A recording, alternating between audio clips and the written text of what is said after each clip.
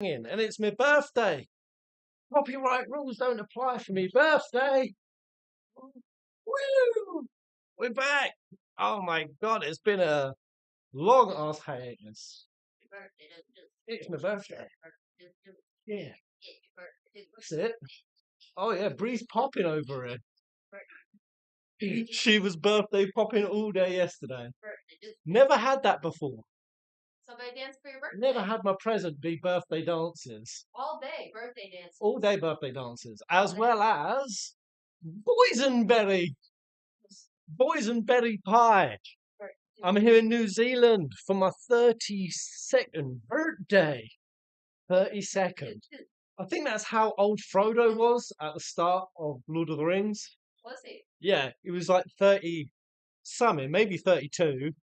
Yeah. And then when he went on his journey, he was 50. Gandalf took 17 fucking years. That's jokes. The movie does not make me like The movie made it seem like it was 3-4 days. Hello, guys. Yes, I love this energy. What's good, guys? Hello, David. Woo. I'm getting weird restream chat for all of you. Shelby. New Zealand. Living the dream. Got a couple of bulkies. About to head back to America, Utah. Me and Bree have not stopped riffing, rolling, highs and lows. We've been on a little journey of 7 Rebirth chats, haven't we? Oh, but my overall feeling is I'm still so happy. I'm so joyful. Birth themes. We're going to theorize. We're going to discuss. We're going to cover my best moments, my worst moments. We might even get into a little bit of shipping war, but maybe not, because that'll be opening a door. I don't know if I want to open that gateway of chaos. Oh man, I'm so excited today. I got lag too. Alright, let me know if that's cleared up. Let me check on it. My yeah, have a look on your end. This is the first time I've streamed in New Zealand, so it could be weird New Zealand internet. It's looking Oh, okay. let me pause the Lost in Paradise music. Oh man, that theme is banging. Every single track in Jujutsu Kaisen. Mwah! Absolutely glorious. Any of you guys like Jujutsu Kaisen? That's a bang off an anime. Has it cleared up? There is a chat delay, so hopefully it's cleared up, hombres. He's 16 now, actually. Okay, now it's just loading. It's not pestering about technical issues. Every country is a different configuration of. Okay, it's just randomly stopping and loading. Ah, is it doing it for you? Yeah. The internet here is not so strong, so this is deeply perturbing. I am perturbed. Yeah, a few seconds it's like stopping and loading. No, Nath. Hombres, we've got to get this fixed because. How do you fix? Besides just this birthday stream, I got to do the Elden Ring DLC, man. I'm so excited for Shadow of the Erdtree. Get back in there. Wish there were more than 10 bosses though, but this is kind of poo poo. Internet, why you do? Still kind of laggy. Okay. Right. Let me channel my highly technical peasant brain. What could be causing this? Let me close off Tabarinos.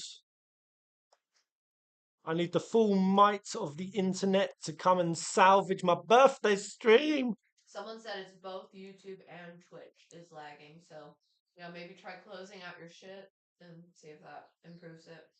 Alright, I'm gonna take a wild card here. I'm gonna try to go to United States VPN. Let's see if the United that would be suck, but it's a bit lower than usual.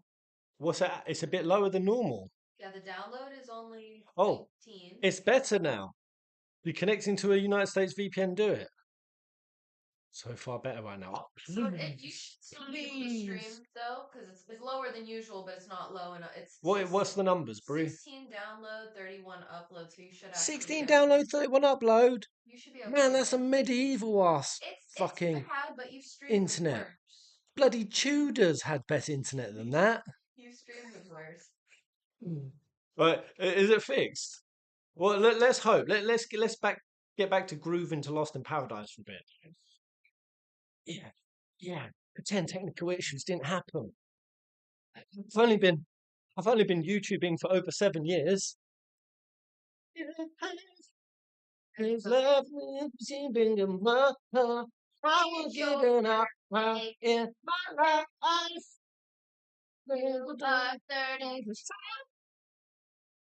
Tokyo freeze and go into electric feeling. All right, I think we're good. That works fine. All right, okay. All right, nice. Who got in the house? How have you been, guys? What have you been up to? Have you impregnated anyone since we last spoke? Which was the Seven Rebirth finale. That was the last time I was on live stream. Oh, I came out of that ending happy. Brie was surprised I came out as happy as I was. I thought you'd have a little bit more issue. I didn't have that much issue. It was right in the wheelhouse of the kind of nonsense I was expecting them to take. With Aerith, are we allowed to talk about spoiler? I'm going to say that now. Spoiler alert. I'm going to be talking about Seven Rebirth. This isn't on screen. Full spoilers. If you haven't played it, you don't want them. Thank you for popping in and clicking on this birthday vid. I appreciate it. Wouldn't be a peasant's birthday without slurping up some peasant energy. Let me bask in it. Ah, Eliz, legend. Thank you so much. Slippery, always a joy to see you, bud. I got Schmeckles, birthday Schmeckles from someone else. Who was that beautiful little gem? Where were they? Where? Confay. Thank you. 5 strong, sturdy English pounds. It's nice to get some English pounds. Thank you. Happy birthday from Blighty. Wait, what's Blighty? Brighton? The UK? Blighty? Could we have blighty weather? I'm a Briton. I don't know what you mean by blighty. Thanks for the countless hours of entertainment. I'm 35. If it makes you feel any better. I don't know. How stretchy are your hamstrings? How old are you? Let's share, guys. How old are you, if you're comfortable? And rate your physical condition out of 10. 10 being I'm peak, I'm prime. 1 being I'm butter scraped over too much bread. Where are you, Brie? All right, actually. I'm feeling kind of like 7.5-ish. Great. Yeah. A little bit. She's stacked up against me. I think Yeah, I'm feeling a bit limber. I'm feeling a bit loose. I'm feeling stretchy. I'm feeling energized. I don't know if I could keep an erection up for more than half an hour. But other than that, I'm... We don't need to tell them. Is that TMI? Okay. So, All day yesterday, so. Zektra's 20, physical condition 5 out of 10.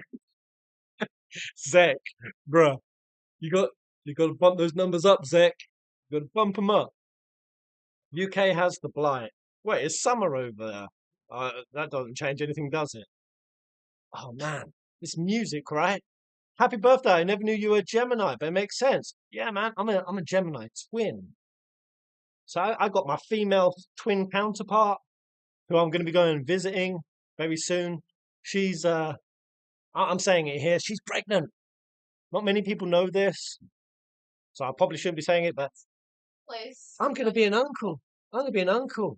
She's like 10 weeks in, so she's at that like early stage, but she's all sicky and eating gross foods. And for our birthday, so you can imagine my twin sister's over there, all pregnant and hormonal, and her husband, her recently married husband, he's gone to New York Lucky. for a week-long work trip. He's got a place right outside the memorial for the Twin Towers, which is weird. It's like a little black. Yeah, it's so cool. It's like a black square, isn't it? There's like nothing really there. I mean, that's kind of the point of it. It's kind of the point, right? Yeah. Feel the absence there. But his like hotel is just right over the city of New York. So my twin's off there all by herself, all sad and pregnant and Sick. sick. Right, we got 27 Team DRC physical edition. 4 out of 10. Strong. I'd say after 25, you're allowed to be 5s or below. Pre-25, you're not allowed. What? Because if it's pre-25, my logic is you've been allowed to do drugs and alcohol for 7 years. That's about enough time to degenerate. My God. The degradation shouldn't be kicking in sooner than that. Because unless you were a crack baby. If you were a crack baby, then that's fine. We got any crack babies in the house? What's up, Pez? I love your theories. Landis, I love to hear that. Did you see my Aerith Remnant theories? I'm still loving that. I still vibe that theory. I know. Bree doesn't usually like my theories. What? What do you think of the Aerith? My theories. Oh, I get that feeling. Dislike them. I just like to push back on you. So Bree's a bit more modest with storytelling arcs, It's far away. and all I'm gonna say is like Bree's the sensible narrative kind of constructor. I'm more in the deep end, and to be honest, I don't know if my deep end is more deep end than even Square Enix, because Square Enix are pretty fucking deep I end. think you're a little bit farther off. I think I'm a bit further gone than even Square. I think it's a good. But I don't know. thing. Do you like So where Square Enix is in the deep end? Are they too deep for you, or are they not deep enough? no, no. But I do think what you're reading is Yeah, me trying to pose questions to you to make naysaying. to help you because if you can answer those questions and you can Yeah, figure out answers to those questions, yeah, your yeah. theory will become True. better. I like that. It's very very true, and I think the Remnant one was there anything to push against it. I mean, again, for anyone who hasn't seen the Remnant, I think that there's the Aerith of Loss, there's the Flower Girl Aerith, and we've just met Romance Aerith or Lover Aerith. I think Well, Damsels. called her damsel. I think Damsel. I called her Lover, but it's a little bit weird because obviously that Aerith. She's very childish. She's very childlike. She's Yeah. coming in as crisis core Yeah. Aerith. You know, very giddy, very excitable young girl. Yeah. Which calling that lover, I know, it's a little bit ick. Damsel kind of fits. Damsel Aerith. Yeah. So three Aeriths. That's why one Aerith said, "Oh, we meet again." You know, why would she say that? Why would she say we meet again? Hmm. Flower Girl Aerith showed up after being absent during the remake, and she's the one that died at the altar. Now, as for Lover Aerith, or Damsel Aerith, she currently just got stalked by Sephiroth in the church. Yeah. She got stalked by Aerith. Which was very ominous. Yeah. What happened to that Aerith? Because I think, did he capture her? That's not really Sephiroth's MO. He kind No. of just kills. And I think that that's probably what he did. I think Sephiroth popped into the live stream, or it wasn't the live, it technically was the live stream, but it was actually Aerith's dream.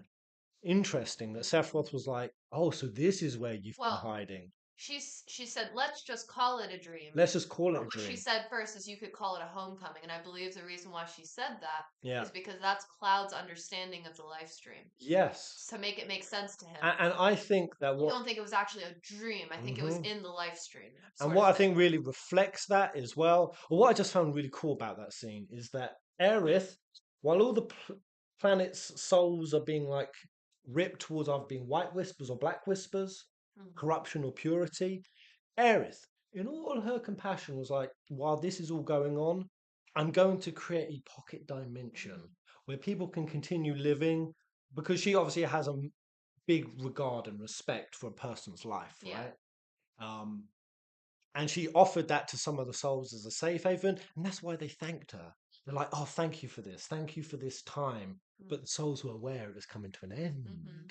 So Which was all very very cool. cool, but also a little bit ominous. But doesn't that like really now fit into how I was saying, oh, I think in the rebirth we're going to see worlds of illusion that is technically dream weaving. Mm. That not only did we get Jenova Dream Weaver Mm. because Jenova can do it, but like I said, anything Jenova can do, Aerith can do. So now we just saw Aerith dreamweave. She dreamed weave this reality. Now, is it just a dream? Is it just fake? No, it's actually kind of real. Mhm. Because just like Najima has been researching into Jungian psychology, they compare the dream state to the conscious awake state. They're not being too dissimilar, especially when it comes to schizophrenia, right? Oh, have any of you played Senua's Hellblade? Talking of schizophrenia, have you played number two? Because that's basically a game based on Norse mythology where this Norse chick has schizophrenia. and you go through the whole game basically in her psychosis, Oh.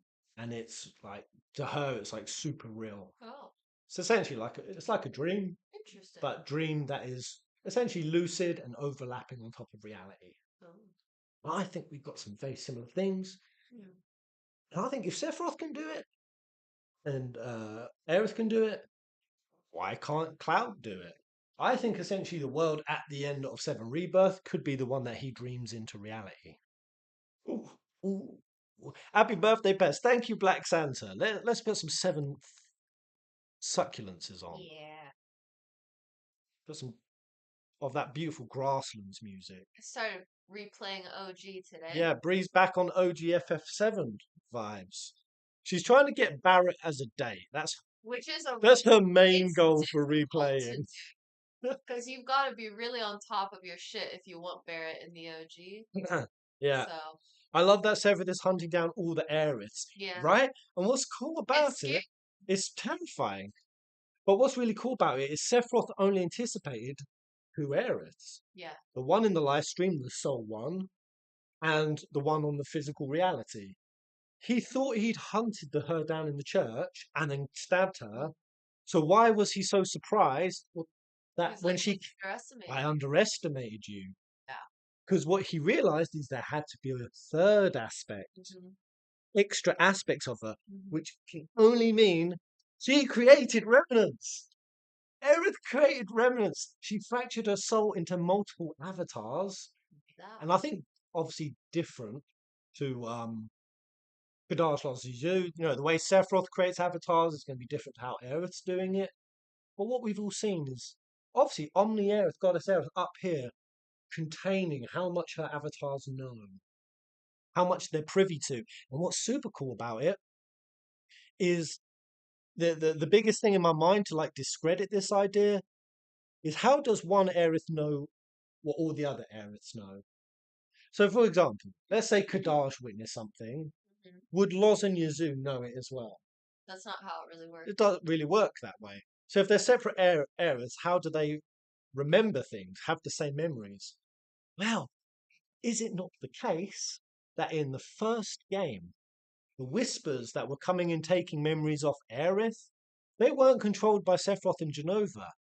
Aerith was controlling the whispers at that point. So was Goddess Aerith sending whispers to Flower Girl avatar Aerith, taking memories, then putting those memories over into the next avatar? Timing that you're doing right now. Well, you know, I'm making it clear, making it clear. It's more like you're just cupping balls.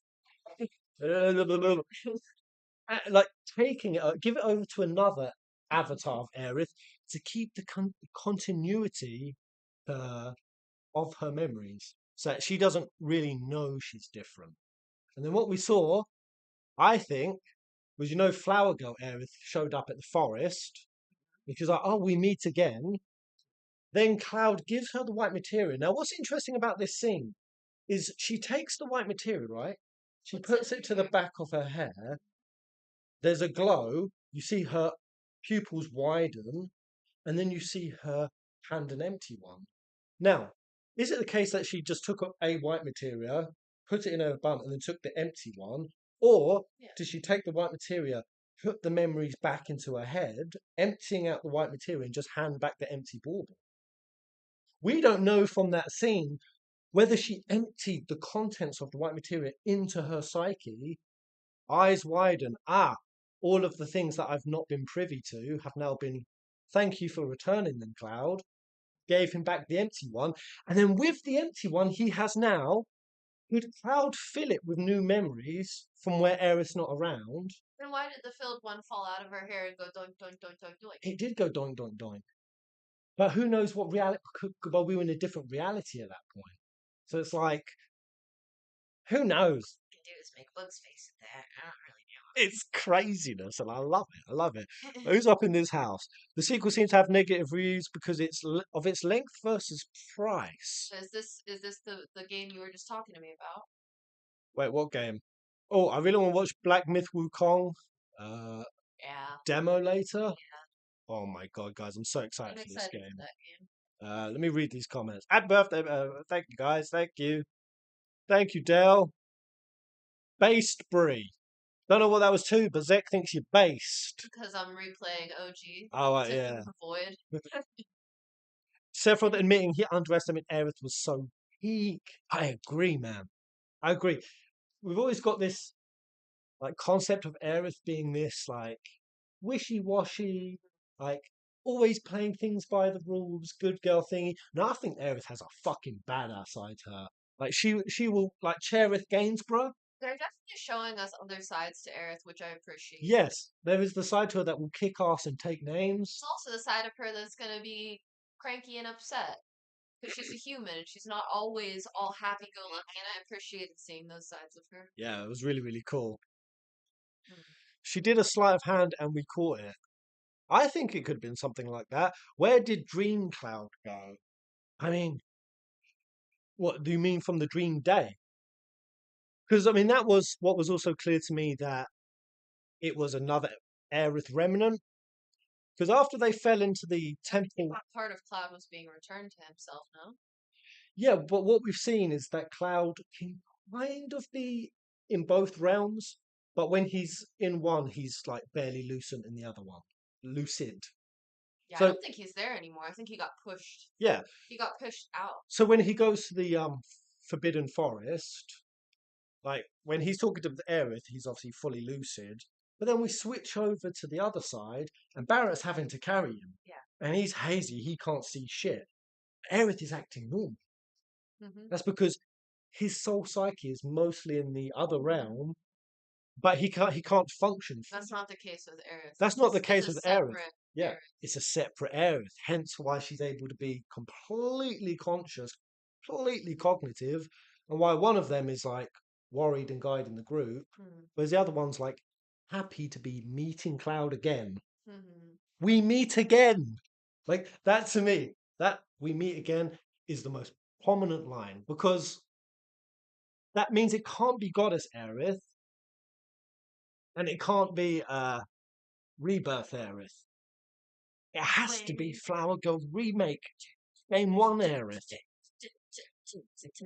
Crazy theory. Cloud actually died, and what we see at the end is either him convincing himself of it was actually Aerith. So I made for a joke a Cloud's dead theory. Did you? Well, you know, during when Reg did his Michael Jackson walk off, Yeah. at that time I was like, oh, this is all far too idealistic. Everyone clapping, everyone applauding. It just seems so, like the tone of it was like, this is what Cloud should be dreaming of. And this is what they did with the Squall's Dead theory, right? Yeah. Which is basically everything feels like it's going so well. The guy's getting the girl. He's being recognized as a hero. You know, he got promoted in Soldier moments ago in Junon. He got promoted to captain, and everyone's like, "You're fucking awesome!" And it's like, Cloud's dead. By the same logic that Squall was dead. Mm-hmm. So I put a highlights out. People went ham on my ass. They're like, "You're spoiling! You're spoiling! Spoiled the game." Do you remember? I do I got remember that. dragged. You were just joking. I was just joking, and people were like, "You've actually ruined the game for me." I was like, "Calm down, bro. It's not that serious." Oh, this is Trouble. this is another trailer I want to watch with you guys. Expedition 33. Yes. Have you seen this yet? No. Oh, should we watch this now? Sure. Yeah. Let's watch this now, because everyone is kind of saying that this is what Final Fantasy should be at this point in time. People are saying. Because it's turn-based, and it's turn-based in a way that, you know, because Persona did turn-based really well, obviously with the mechanics, but it was the stylization, right? It was so stylistic and artful that it made the turn-based epic. But in terms of like a real punchy, engaging turn-based, so many people have been arguing you can't do that today. You can't, like, turn-based is outdated. It will never be as engaging as action combat. People are saying, here we go, here's Expedition 33, proving that you're wrong. Now, I've not seen this trailer yet, but that's what I've heard. Let's watch it. Let me see if I can get my display up. Where is it? Hopefully this works and doesn't bug By the way, is it still running smoothly, guys? Smooth. Oh, that'll be. There we go. Looks fine on my end. Right, where is it? Yeah, Expedition reveal trailer. What's all this then? Right, I'm hopping back and forth between my OBS. Is that all good? Yeah, that's fine. Okay, let's go. Where? Let's go full screen. Yeah, let's turn the volume up.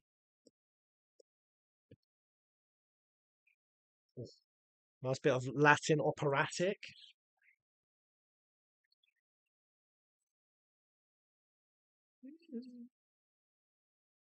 Wait a minute. Is that Ben? Is that Ben? Is that Ben?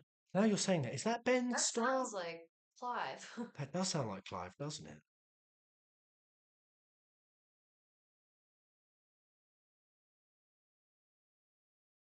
Yeah, that's him for sure. Ben? Is that you, my boy? It is. That's Ben.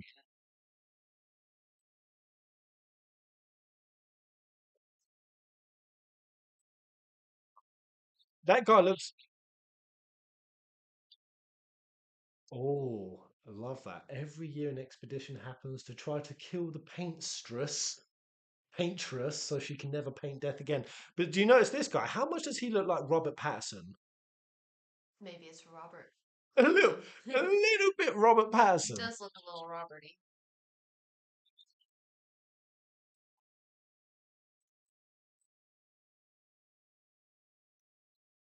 Again.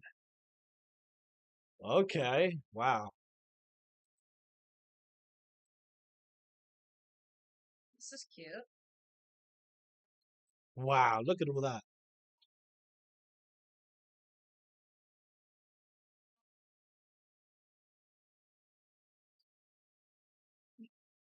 Turn-based combat, man. Look at that shit. Wow. Almost on point. See, a counter action mingled into a turn-based formation. Ooh, This looks lit. that looks cool. It looks really cool. Duelist. Wow, have they got job classes? Sick. Bloody gritty. High fantasy.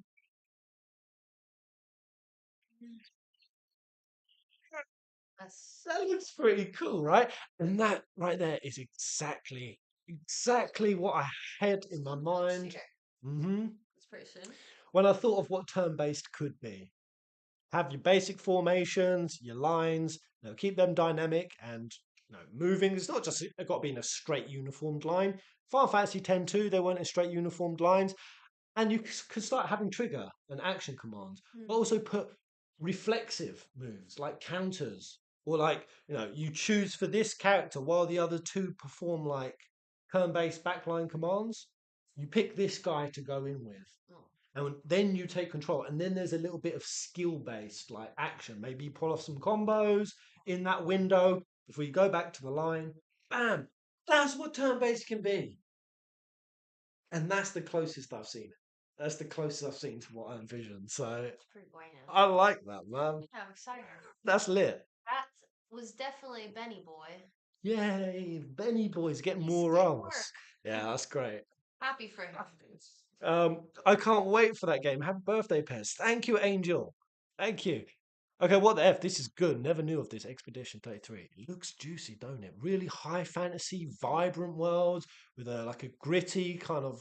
I don't want to say soulsy because I think that's overused. Yeah, we can't say that. People keep using that too Can't much say that. to just describe anything that has like Mostly gritty, high everything is detailed, sucks. like gruesome bosses. Um, but it definitely does have that tone to it with what looks like a great storytelling focus and premise. Go kill the paintress, the paintstress. I want to fucking go kill the paintstress. Springstress. There'd just be like a big, like evil old Rem Arony. So game for that, man. He reminds me of Peter Dinklage without the dink. So just The dink. Peter Lage. It's absolutely beautiful. Everyone is pretty hyped unanimously for it.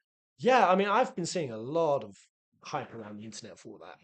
So, could you get me some You want one lots of water and two because it's my birthday and it's now officially past midday? A little bit of firebomb, ball?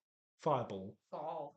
fire. You If you can could make it make into a it. bomb, that'd be great. Okay, we're not bombing. No bombs. Well, bomb is just where you drop it in some energy drink. No. But what games are you guys excited for? What else is there on the internet?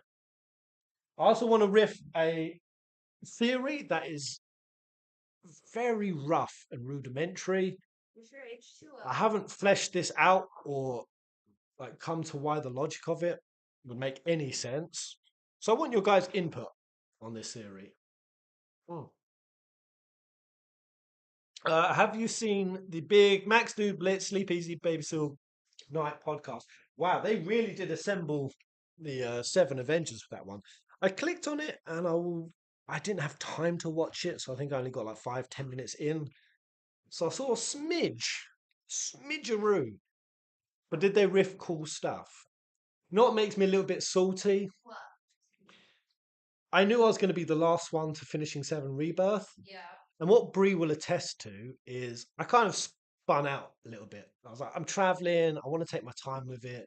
But I know I'm going to be the last content creator to the theorizing table.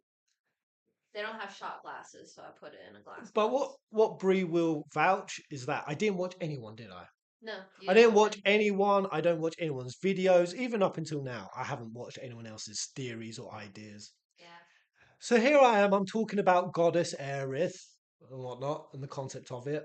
And I get spammed messages. Or I thought about Jenova Aerith, Generith. Pez, you're just stealing Max's ideas. Oh, great. Just good to see that you're just like ripping off Maximilian Dude. And I'm like, I've not seen a single theory of his. I've not seen a single video or idea. So, do you really? That's a common thing to come to. Yeah. Do you really think that Max is the only one who came to the conclusion? Wow, this could be psychosis that Cloud's experiencing. It could be in his head. It could be Jenova induced. You really think Max is the only person to get there? So dumb. You know, let's quickly talk about that, guys. So. With all of you in the chat, what are you leaning towards? Aerith is dead, Aerith is alive, or it's psychosis? What's your main lean right now, Bree Bree? I know we spoke about how we think it could be a commingle of numerous aspects. I do think it's a combination, but I think it's mostly leaning on psychosis. Psychosis. So I got thinking about this, guys. In all honesty, the best answer will be psychosis, in my opinion. Not because it's the most likely, and not because the others don't have points where they could be real and powerful in the story. But let's be honestly real. Psychosis is the best answer. Because not only in part 3 do we go into sort of Cloud's most psychotic arc, he's going to beg Hojo for a tattoo, he's going to apologize for the crew for being Cloud, master of my own illusory world. I made things up in my mind to cope. It fits perfectly with what Najim has been researching in terms of Jungian psychology, how that works with schizophrenia, how that has a commingle between the dream state and the unconscious state. And it's just all round more powerful in the story. Because, guys, for Aerith to be alive, honestly, I can think of reasons why that'd be powerful. Every motherfucker on the internet, I've not seen a single person say why. Every single person who I've seen argue vehemently, no, Aerith is alive. The only reason, the only substantial point that they can make for why that's the case is because they want her and Cloud to be in a relationship. That's fucking it. I've seen nothing else. Give me a good reason why Aerith should be alive. How does it benefit the story? How does it build it? How does it take it to the next level? Other than for fucking shipping reasons.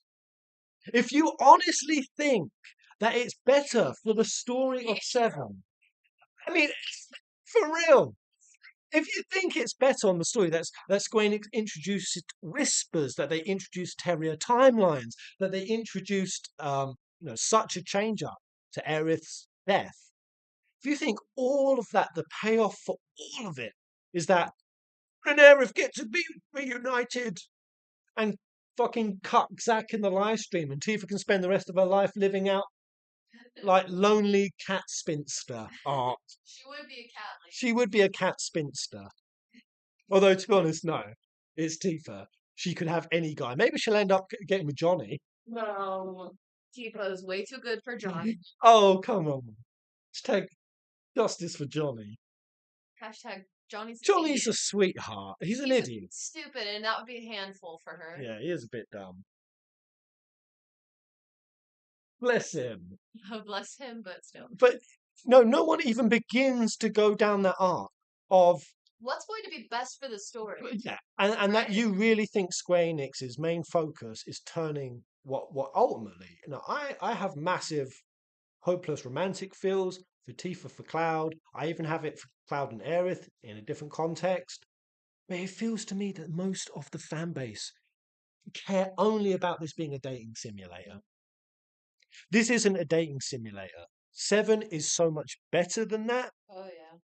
It has so many other themes and arcs and like narrative weaves going on. Norse concepts of fate. Yeah, the whole concept of psychosis. Buddhist and Kabbalistic interpretations of the soul. Biblical references. The journey of moving through one's trauma, doing the shadow work. What is enlightenment? Panpsychism. Geopolitical chessboarding and war and corruption. All of these things. And everyone's like, nah, fuck all of that. Who's Cloud getting with? Who cares? Now I'll answer for you, like Clariths, who want the whole thing to be she's alive. For that, I'll give you a reason. So here's why I think it'd be powerful for Aerith to be alive, whether that's in the live stream, Zack's world, the world of chaos is kind of now a real world. Technically, it's a purgatory. Technically, it's a glide path. But it's still as real a world as any. So she's alive. Okay, cool. I think that could be powerful so that Aerith has to self-delete. How does that sit? Self-deleting Aerith. She yeets herself. Powerful as fuck. I think it would be the most powerful, and actually what I'm... It would hurt. That's what I think, because they've said that they want part 3 to be deeply moving, and that they're basically loading the cannon of emotional damage for part 3. What that tells me is, they've left Aerith's death on a cliffhanger so that they can bring it in a new context in part 3. Yeah. And the new context should simply be this. Aerith has lived her time in the live stream. She's had her promised land. She's been with Zack for how long? Now, what we know by Ultimania standards is Aerith doesn't want to remain individualized in the live stream. This is true. Just like, what was the old... We didn't have him in the Temple of Ancients. The little purple wizard? He runs around. Yeah. And it's like an old ancient Cetra soul, right? Fella. And Aerith is really sympathetic. She's like, oh my God, you stayed around and you didn't go to peace just so you could keep protecting the planet. And she finds it really sad, but also admirable at the same time. What we know by Ultimania standards is the only reason Aerith stays around is because, one, she knows there's more to be done. The planet keeps her around, and she questions it in the last stream. She's like, why am I still here? Why haven't I moved on? Maybe there's something more the planet wants me to do. And there's a part in the Ultimania where she's like, Aerith thought about letting go, the appeal of it, that it was natural, it was what was normal. But if there's something more to do, then I'll stay around for that. Yeah. And it says it's not time yet. It's not time for her to go yet. Yeah. So what that means is that Aerith wants to move on. Yeah. So what happens at the end of Rebirth from part 3? When Jenova's yeeted from the live stream, Sephiroth and his goal has been vanquished, and the world is ready to go to a status quo. Do you really think Aerith's going to just sit around in Advent Children eternity with Zack? I don't think so. And that's what they want. I don't think that's what they want. And you know what? I think it would undermine like 3 core themes of the story. I think it would undermine all of her dialogue about nothing is forever. That life is here, it's impermanent, it's fleeting, and it's beautiful because of that. Mm. And that she's even spoken to Sephiroth, even in the final fight. Why do you want to be around forever, Yeah. all alone? All of that would be hypocritical Yeah. if she stayed around for eternity. He wouldn't be living by her own motto. Mm. So for her, and I think Sephiroth witnessing this would be the most powerful. Mm. Her choosing of her own volition to let go of the promised land of eternity. Oh, that would be so fucking emotional, man. That would be so thought provoking. That'd be so insightful. That'd be so juicy. The second reason why I think it can't really work is I think that the resolution to 7 has to be similar to, say, 16 or say 15, where there's no controlling mechanism over the world, right? So it kind of violates free will, that there's a consciousness or an avatar that's controlling stuff. We've already seen, Jenova and Sephiroth, it's fucked up to do. We've also seen with Minerva, goddess of the live stream, Yeah. it's kind of fucked up to do that. Because that's what keeps the mechanisms of fate. It was even with Minerva. I strongly believe that she created the planet's weapons. Yeah. Creatures of mass destruction that indiscriminately slaughter shit. Yeah. It's what created Omega, that was going to mass delete everyone, Yeah. ship them up, and then Vincent had to step in and stop that shit. So all the while that there's a controlling mechanism, there's a fundamental issue, and that's why whispers, tortured souls, were being sent on this concept of fate. The harbinger of fate was also a weapon, and it's interfering with free will, right? Mm-hmm. So I think, you can say, oh, well, it's Minerva, she's a bit of a bitch. I think that also Aerith, being goddess of the live stream, she would also, I just think it would be powerful that she knows there can be no avatar, Mm-hmm. and she releases her control over the live stream, gives it back to humanity, similar to how 16 ended. It returns back to man Yeah. and their choice and their path, and it's in their hands now. It'd be powerful. And what I think would be powerful in the way that they do it is Aerith essentially gives up her promised land so everyone else can have a promised land. Because here's what I think. I still think there should be an afterlife, or there could be an afterlife at the end, Mm-hmm. where if a soul's not ready to go, if they still have things yet to resolve, Yeah. to go through, that they're given the opportunity, not just dissolved into live stream goop. Mm-hmm. This is why Sephiroth has shitloads of souls on his side, willingly. Black whispers, because they agree. They don't want to let go. They have more karmic baggage to work through before being dissolved. Yeah. And it's fucked up right now that the planet sees a person who just didn't live their life right, or not even their own choice, even if they were tortured, Mm-hmm. even if they had things done to them, that the planet sees them as like a corruption and keeps them like on this fringe of like purgatory hell, like suffering. It's kind of messed up. I think what would be powerful is Sephiroth's resolution is that he gets his world. How cool would this be, guys? I don't know if you think this would be lit. What if, because the world of chaos and the world of live stream, right? They're still in effect. I was chatting with Brie and she like cleared this up for me because it made it seem like that they had a reunion of worlds. You see the 2 big orbs and they merged back. Mm. But obviously that was just showing us what the reunion is going to be, not that it happened. Now it's He said it again. He severed it again. Yeah, that's it. Sephiroth severed it again. I missed this detail. But severed it again, I guess, for everyone else except for Cloud, right? Mm. Cloud was on the outskirts of it. So for him, the reunion of worlds has happened. He has, yeah. Yeah. But right now, the world of chaos and the world of live stream are still in effect, 2 separate realms. Do you guys think that this would be a cool ending? Do you want Sephiroth to be permanently destroyed? Like yeeted? I want Jenova to be. But I think what would be more powerful, and I think it'd be more fitting with the one-winged angel, the fallen angel theme. What if Sephiroth stays ruler of the world of chaos? What if him and all the Black Whispers get given by livestream goddess Aerith the world of chaos, and that essentially he plays the role of Satan, Lucifer, What does he do? He plays a role in essentially purifying the world, right? God made Lucifer and he gave him the role to basically deal with the damned and, the condemned souls. And that in Satan working with the condemned souls actually like purifies them.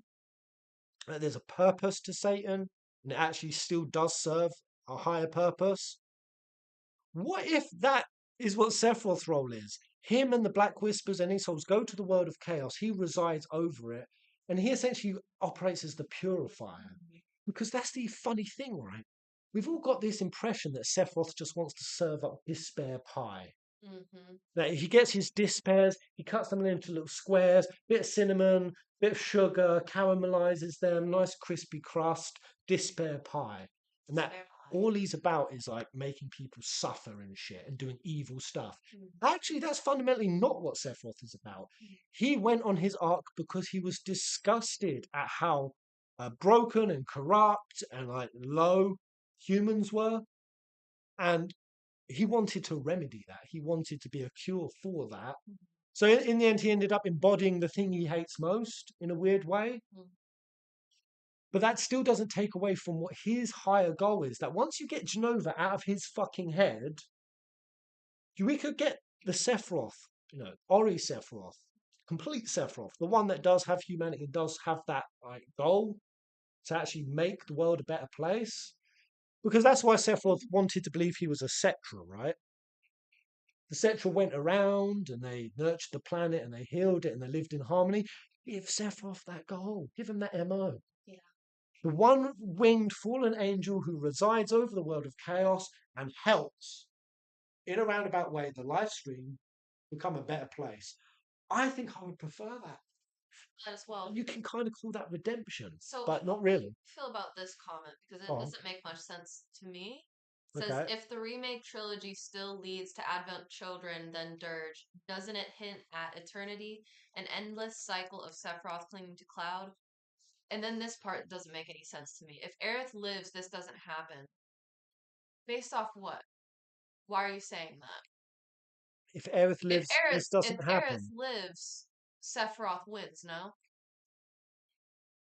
I don't understand the comment. Yeah, I love the idea of part 3 getting really loosey goosey and start becoming way more Advent Children esque. Mm-hmm. No, there were definitely like hints and references of it in Rebirth and even little bits of dirgy hints. And I think that once you start bringing the weapons and Vincent actually starts playing a bigger role, Vincent, my boy, please have a much bigger role. I really wanted like Vincent to come into the story swinging. They've kept him modest again. Probably give him a bigger part in the next game to make up. I hope it does become I hope so.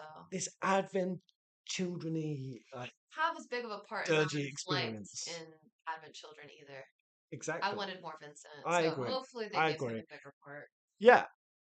And I definitely think break down the the superficial barrier that is keeping the characters from like, I don't know.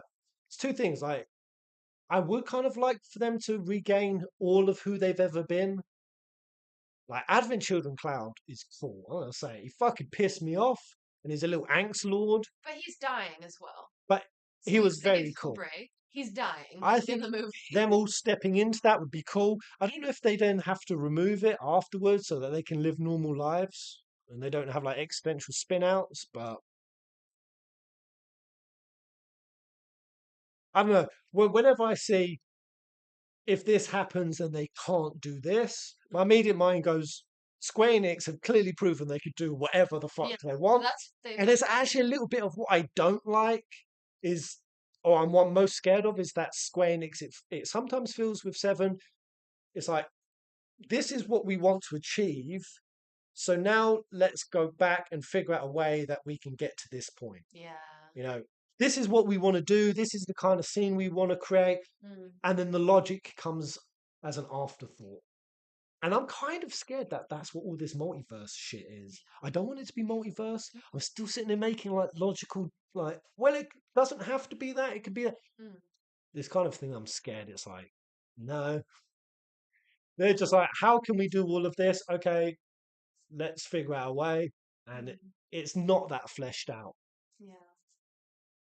I feel like those things need to be front and center, and then what branches out becomes secondary. I don't know if I'm making any sense. Dinosaurs had a Sephiroth, did they? It says, Maybe. it says Stone Age Sephiroth. Advent Children was the bad ending as stated in remake. Why the hell would the remake trilogy go into another bad ending? Square aren't that stupid. Yeah, I do think that they're going to make it. Maybe if they do bring in Advent Mm, Children stuff, because my understanding of it is Dirge and Advent Children already happened. This is a whole new sort of event. yeah. These things have already happened. See, my logic is different. Because when you say Advent Children is the bad ending, what is the other ending of Seven? The other ending, as stated by Nomura, I think Nomura believes this. I think Najima doesn't believe this, and I think Kitase is on the fence. That in OGFF7, everyone died. The white materia flash at the end, Well, and Aerith that's showing. the implication. That's the implication. The Midgar that's vacant. The planet's returned back to nature. Only Red's there. Hmm. That's a very real thing that developers say happened. That all of humanity did get I mean, wiped out. that's the take most people have. Advent Children was when then the option of no, that didn't happen. And they spoke about that was the logic we went with. Advent Children was the option where they stayed around and whatnot. So I would say everyone dying is bad ending. Advent Children is kind of bad ending, Fully, because they do, by the end, get things fixed. but they don't. Cloud smiles. Cloud smiles, but the rest of humanity haven't really learnt their lesson. No. The planet is still infected with Jenova.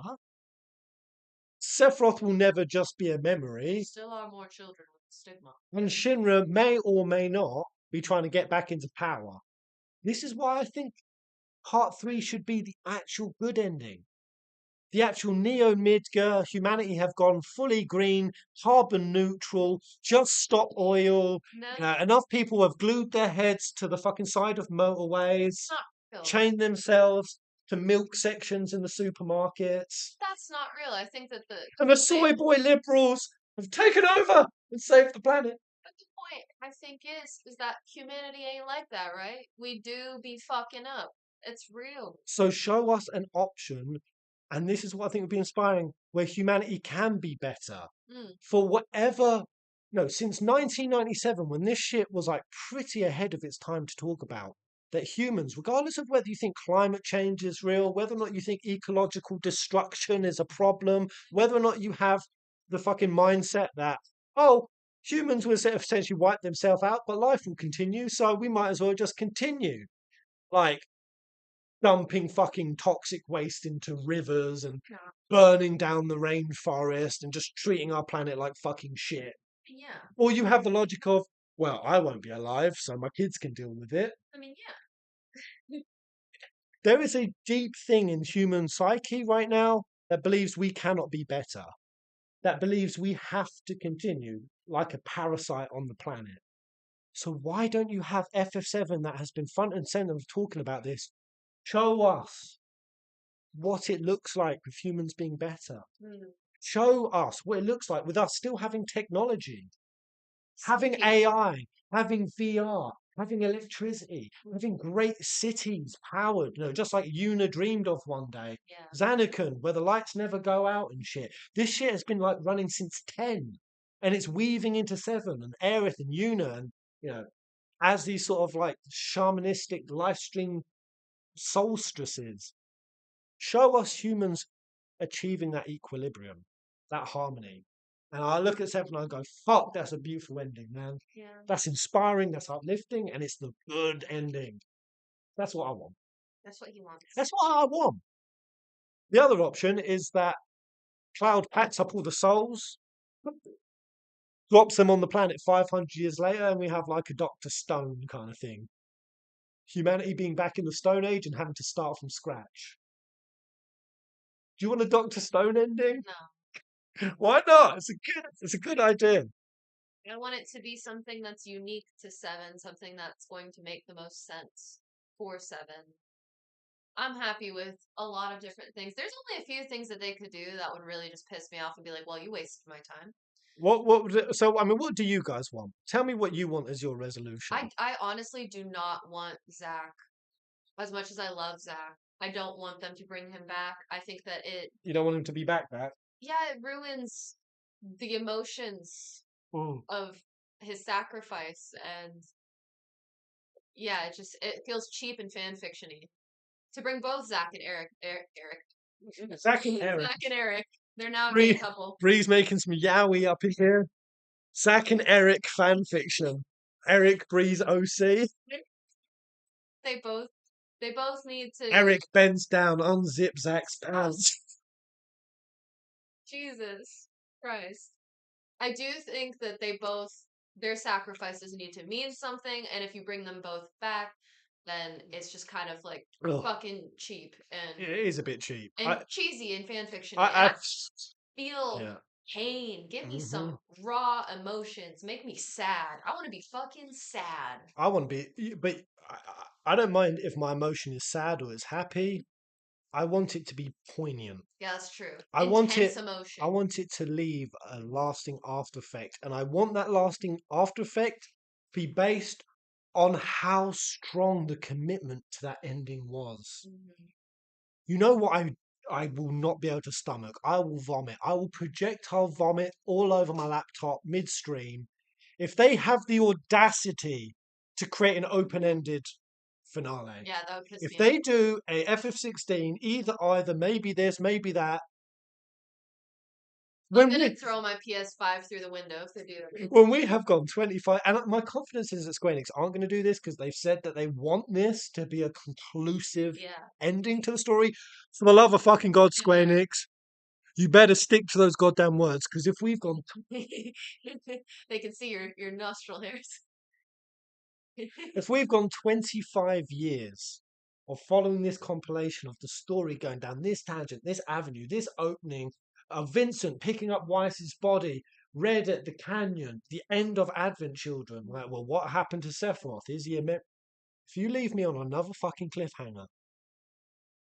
I will have fully lost faith in the company if they fuck up the next part. I really will. I want... Because even if it's not an ending that I necessarily immediately want or like, and I think this is the case for most people. Yeah. Say if the hero dies at the end, and you didn't want him to die, you didn't feel it was deserved, at least because it was conclusive, you marinate on it, and then you find beauty in why the thing that you didn't want to happen was still beautiful because it happened, because it was decisive. There's a way to get resolve. I want resolve. I want it in a piece. I want to feel that like conclusion. Basically. Me too. I don't want some fucking Sora sitting up on the edge of a building in a new realm with, like, I don't know, Cloud.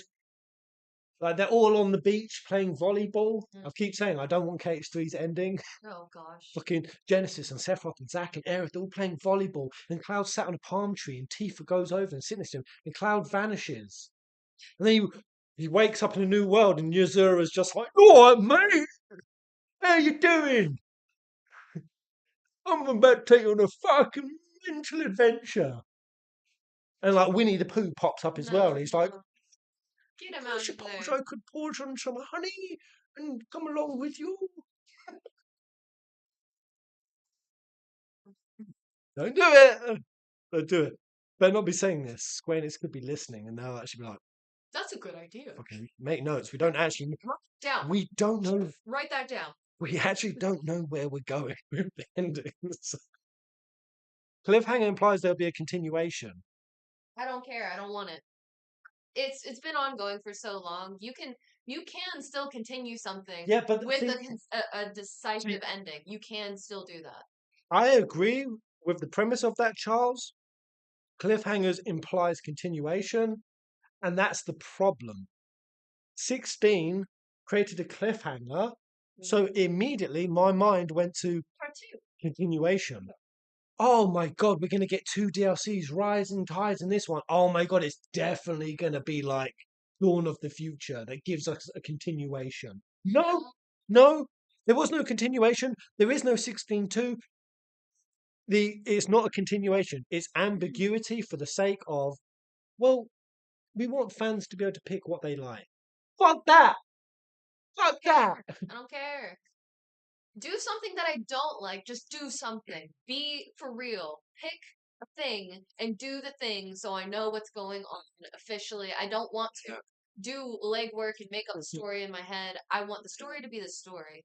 But beyond that, I It think, will send me into a fan fiction spiral. My whole reason for why I really get into fan fiction is when something like hasn't been answered in a way that I want, and I'm like, oh, I'm desperate. I'm desperate. I will just read some fan fiction and just be like, whatever one is good to me, I'll create that as the canon in my head. Because that's what you do with ambiguous endings. You force the player to have to create their own canon. yeah. Just do it for me, please. That's your Just job. do it for me. But beyond that, I do think that something that's really important to put in, now that you've opened up the gates in Ever Crisis with giving Sephiroth a picture of his real mom, Hmm. Lucrecia needs to have a bigger part in the Oh next part. God, If she doesn't, Lucrecia. it'll be such a missed Let's opportunity. go. Let's go. We need to see that shit. And I've already road mapped how Lucrecia can be the most powerful thing in the game. Um, so one, I'm starting to see a tie between Chadley and the Sviets. Is anyone else feeling that? So the Sviets, But yeah, the Sviets, they were Hollander's G Cell project, and obviously after Hollander gets yeeted, oh, we got some Costa del Sol. Yeah. Ooh, it's getting a bit dark in here. it's your birthday. It's my birthday. Did I mention it's my birthday? Sam McCarris. Hello, happy birthday, Pez. Thank you. Are you still in Oz? No, I'm over in I'm in New Zealand now. I'm in New Zealand. Birthday. Been here for a week. It's your birthday. And I got another 6 weeks here. It's your birthday. Yeah. Your birthday. But yeah, I'm starting to see like a tie, a similarity between that because yeah, the Soviets got taken over by Hojo after Hollander got yeeted, and obviously what Hojo does with it is he tries to create his own technological immortality. Yes. That's why with Weiss and the digital, what's it called? The digital something system, global system. I don't know what it's called. He finds a way to create digital immortality, and obviously the Sviets are the early stages of experimentation on that. That's why Shelk can load her consciousness into the machine. Well, obviously Chadley's a part of this. Obviously, Chadley's a part of it, right? Because he has a human form, doesn't he? Yeah. There's a human of Chadley. Yeah. Was it a man's body? Look, it was a man's body that was under the No, was it a boy's body under the sheet? Okay, it might have been a boy. just like Chadley, no? But basically, that's what Shelk is. It's like a different version of what Shelk is. Now, obviously, what Shelk does is, as Vincent's fighting Omega, Shelk is the one that allows Lucrecia to digitally show up out of the live stream to talk with Vincent. I'm wondering if we could get a similar thing with Lucrecia's role. But instead of showing up to Vincent, Lucrecia shows up to Sephiroth. And in that moment, Sephiroth, who is hell bent on this point at collapsing all of individuality and impermanence and merging everyone into one big psychic goop. In that moment, if he sees Lucrecia and he actually has a chance to experience time with his mother, and in that moment, I think he should have if Sephiroth gets that feeling where he realizes what he took from Cloud. See, that's the thing, he never fully knows what he took from Cloud. How painful that fucking was to strip him from his mum. Because Sephiroth doesn't have it. So not only do you show the weight of that, you show also the hit. The things that he took from Cloud, he doesn't have. Like whenever Cloud's sitting there screaming at him, like, "My mom, my hometown, Tifa, give it back." It's like, yeah, Sephiroth don't have the hometown. Lucrecia don't got shit. Could be the very thing that untaps all of that fucking ignorance in him. Yeah. And he gets that first realization. Not only is it what he took from Cloud, but it's also what he's denying the entire planet. Because what you've got to remember is just like in Advent Children, the reason why everyone's calling Aerith Mother, the souls call her Mother, even Kadaj, the worst aspect of Sephiroth, calls Aerith Mother. Which is very interesting. Because that's essentially what Sephiroth is trying to destroy in the planet. That what he's calling a homecoming, and Aerith is saying isn't as simple as that, is essentially that feeling of coming back to where you belong, coming back to mother, which is basically, I think, an analogy for pure unconditional love. And that's how the live stream operates, in pure unconditional love and harmony. Or it So, should. or it should. And that's what he's been fucking up. So all of that is such a big like cascade of why Sephiroth's causing all of this. And if they brought Lucrecia in that moment, he's like, okay, I actually want to experience that for the first time. I'm seeing what it is that you want. I'm not going to continue with this plan, even if it's so that he can experience time with Lucrecia. I think that'd be beautiful. Beautiful. He needs to know that he's not born of this weird goopy And he's not alien. just a monster. Exactly. That would also be what restores his humanity. Because it's all the while he's thinking Jenova's his mother. Okay, I'm a monster. Yeah. But if he sees Also, Lucrecia, the part of him that is human is also a monster. yeah, Because Hojo is a monster. yeah, man. So those are the resolves I want for Sephiroth: either Lucrecia mother resolve, or Presider Satan ruling over world of chaos to serve a higher live stream purpose. I do still want. What do you guys think? Still want Vincent to get his moments with Lucrecia, though, because I do think that that's important for him. I also think that it could be possible because Vincent does feel this responsibility. You know, for those who have played Dirge, how that's his first sin, he says, is not stopping her. And this could be a way for him to kind of have a resolve with his own past if Vincent does bridge that gap in some way. So that way Vincent can still get his time with Lucrecia and Sephiroth can as well, and maybe Vincent will feel peace if he brings that That's so true. Didn't even think about it like that. Yeah, like Vincent coming on because he's got things to settle with Sephiroth. It's like, because that stems from Lucrecia, it's not necessarily, oh, I need to kill Lucrecia's son. What if it actually does open a bigger Vincent arc to save Lucrecia's son? Oh man, that'd be beautiful. Yeah. I'd love that. I'd love that. Oh, I just noticed you were live. Happy birthday. Thank you, Shadow Flare. Where are you eating for your birthday? So Bree took me to the zoo. We saw loads of cool creatures. We got to feed them. Birds. It was like an interactive, like actually in the pen with creatures. Yeah. I actually got Which was a bit much at times. Yeah, I got to touch a wallaby, some big bird with like a massive dagger beak. Jumped on me and he was crawling over me. He was crawling over my head. He stole my soy boy hair tie and flew off with it. Yeah. I tried to get it back, but it wasn't happening. So I got mugged by a bird. Then Bree took me for a delicious Chinese meal. A nice succulent Chinese meal. Succulent.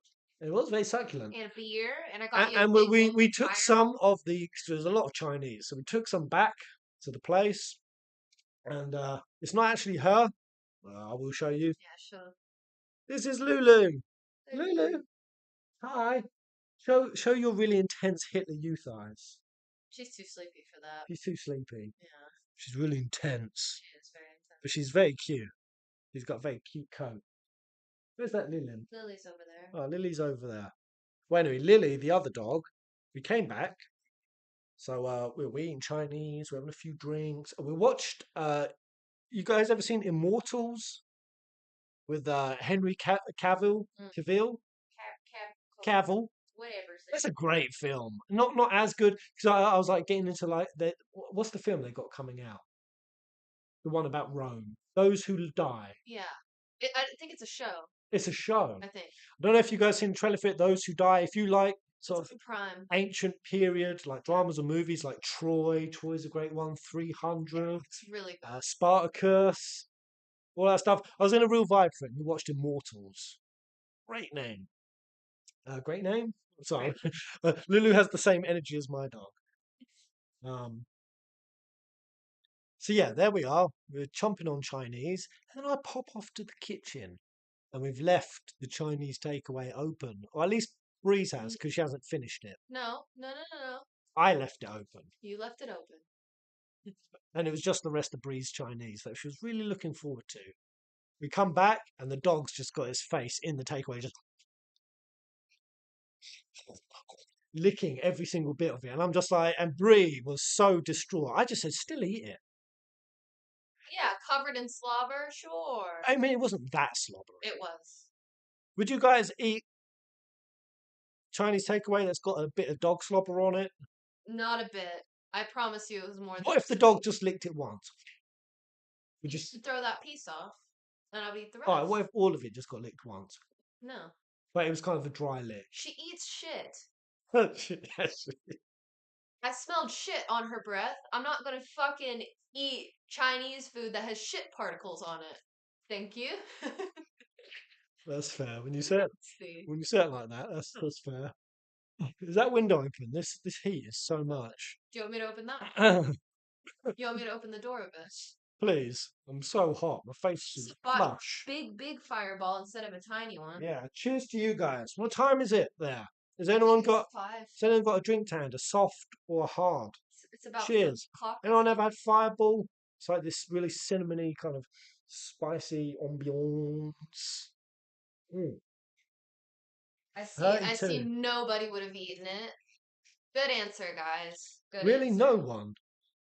Everybody says no. Okay, that's a bit. Yeah, it's a bit gross with the dog. But okay, let me run this scenario because I've been in this scenario. So you've bought a big old Kentucky Fried Chicken bucket, right? A nice 12-piecer. Num num num. No. And you're walking out of KFC, and the lid pops off, and a piece of chicken falls on the floor of KFC. Do you still pick it up and return it to the bucket? You wouldn't return it to the bucket. I would peel off the piece of skin and then I'd eat it. Yeah? Yeah, I'd peel off the skin. I just returned it to the bucket. See, you are a mongrel. That has had You're a mangy. that has had people walking through with their bacteria. See, I think this is why my immune system's so good. When my twin sister has a baby, that's what I'm going to be teaching it. Just to have no regard for hygiene or germs going into your system. You're nice. So it'll make you strong. As strong as a peasant. No. Got a beer on hand. Cheers. Cheers, Stray Chocobo. Drink. I don't have anything to drink. I'll have to pour myself something. Right. If you haven't seen news yet, the 4 to 8 Productions channel found a Yuffie skip glitch after fully and properly revive Aerith in the past hour. Wait. In Rebirth, you mean? Yeah? In Rebirth? Honey. Give it a good wipe and eat it. Depends how awful the floor is, though. Yeah, that's it. Like, if you can smell cleaning fluids on the floor and it looks relatively clean, you're good to go. No, I think you should still, like, peel off the skin bit. If it was my floor, I might not care. Not the floor there. So you'd eat food off your own floor. I mean, you know how clean your floor is. None of you have got clean floors. I had. When was the last time you cleaned a fucking floor, guys? To get on my hands and knees and clean my floor every week. Actually, let's be even more real and honest. How often do you change your bed sheets? How often do you clean? I would do it every 4 days. Every 4 days? At my house. That's stupid. That's stupid. It's not. See, I've had some friends argue it's gross not to do it every day, every 4 days, every week. Bruh. A month. Feels nice though. It does feel nice, but I just like that nice feeling, and I like to take care. It makes me feel. It gives me serotonin. I might be an Take absolute a shower, gross clean sheets. demon creature, but a month. But you know it feels good when you do it, right? 12 times a year. Why not do it more often if you know how good it feels? Because you've got to pop the buttons, and then you've got to Not necessarily. flute the shoe. Once a month. That's it, Landis. That's it. Every day is absurd. Every day is absurd. Thank you. Day is a bit much. That's too much work. Month? Bruh. Zek, how often do you do it then? Me. They revived Aerith in OG episode. Are you talking about Ghost Aerith? Yeah, she was supposed to be there beyond that point. Because the devs obviously had a plan to do it later. I mean that's why you can have Ghost Aerith talk at the bottom of the snowboarding hill. Yeah, weren't they planning to kill her at the North Crater? See, they were either going to kill her at the North Crater, or they were going to kill the entire crew. And thank fuck they didn't do this. Their plan was to kill the entire crew parachuting into Midgar. Yeah. It's a pretty wacky idea. That would have sucked. I like the way that they did everything. Parachuting into Midgar. Imagine that. Your crew's just getting shot down one by one. Red, shot down. Kate fucking explodes a little electrical ball. Then Tifa goes, then Barra. and just Cloud lands. Fuck that. You can't kill the best character ever. We Aerith. icky. We are. We icky. We icky Landis. All right, you guys ready for my next theory? So this one I've been ruminating on, and it's very weak source. It's very hovery. Are you talking about the Tifa one? I'm talking about the Tifa one. Yeah, this one, be aware, is very, very Crude. It doesn't have a whole lot behind This it. is like an It's just spitballing. early proud prototype. It's a bit wild. Prototype. It's a bit wild. This is like early Sephiroth clones experimentation, right? So I had the idea crop up into my head. Has Tifa got Jenova cells? Has Tifa got Jenova cells? Why would you say that? Why would you think that? What would be the purpose of that? There would be no point. That's a stupid idea, and I largely agree. But there were two scenes in FF7 that we have to come to an answer for. They're not just mere throwaway points of the plot that we just experienced. And the two areas are, I don't have them to show you right now, guys. Those of you watching it on live stream, I might be able to put up afterwards. The two scenes in question, why did Tifa have mental flashes? The camera focused on her, and they did it just like they've always done it with Cloud. You know, when there's a mental flash and it goes onto his eyes and it goes. Why did they have that with Tifa? Not once, because once I could be like, oh, well, that's a throwaway. Maybe it was actually from Cloud's POV, but they just panned to Tifa in a weird way. No, it happened twice. So the first time was in the Tifa trial. She's there, she sees Nibelheim, and then flash, it's burning. The scene where we also see Cloud, young Cloud, who was never there, not supposed to be there. Weird. Which is weird. And then the other one was when she ran up and she saw Cloud holding Aerith, dead, dying. And it's a weird flash because he's holding Aerith and Tifa sees it. Then it flashes and then you see blood running down like Cloud's arm. Now, I remember when I was first streaming it, my initial reaction was like, well, no, they're not. Are they actually trying to set it up to where it seems like, from Tifa's POV, this music is not doing it during this part. I need to pause it. My initial reaction was like, no, are they making it seem like an illusion on Tifa that Cloud has just killed Aerith? That was my gut reaction.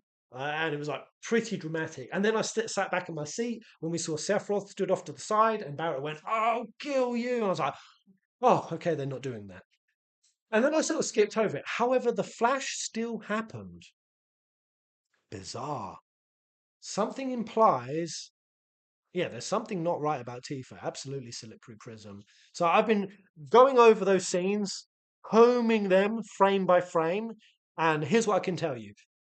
First of all, I thought, well, in the Tifa trial, they're all going through a psychotic inner consciousness experience. But it seems like everybody else is maybe the others had it. Close to. Yeah. Like we know that Barrett, for example, he's there with Myrna, and then we see it transition to him like without an arm. Yeah. And then a transition again to him holding her body. No flash happened.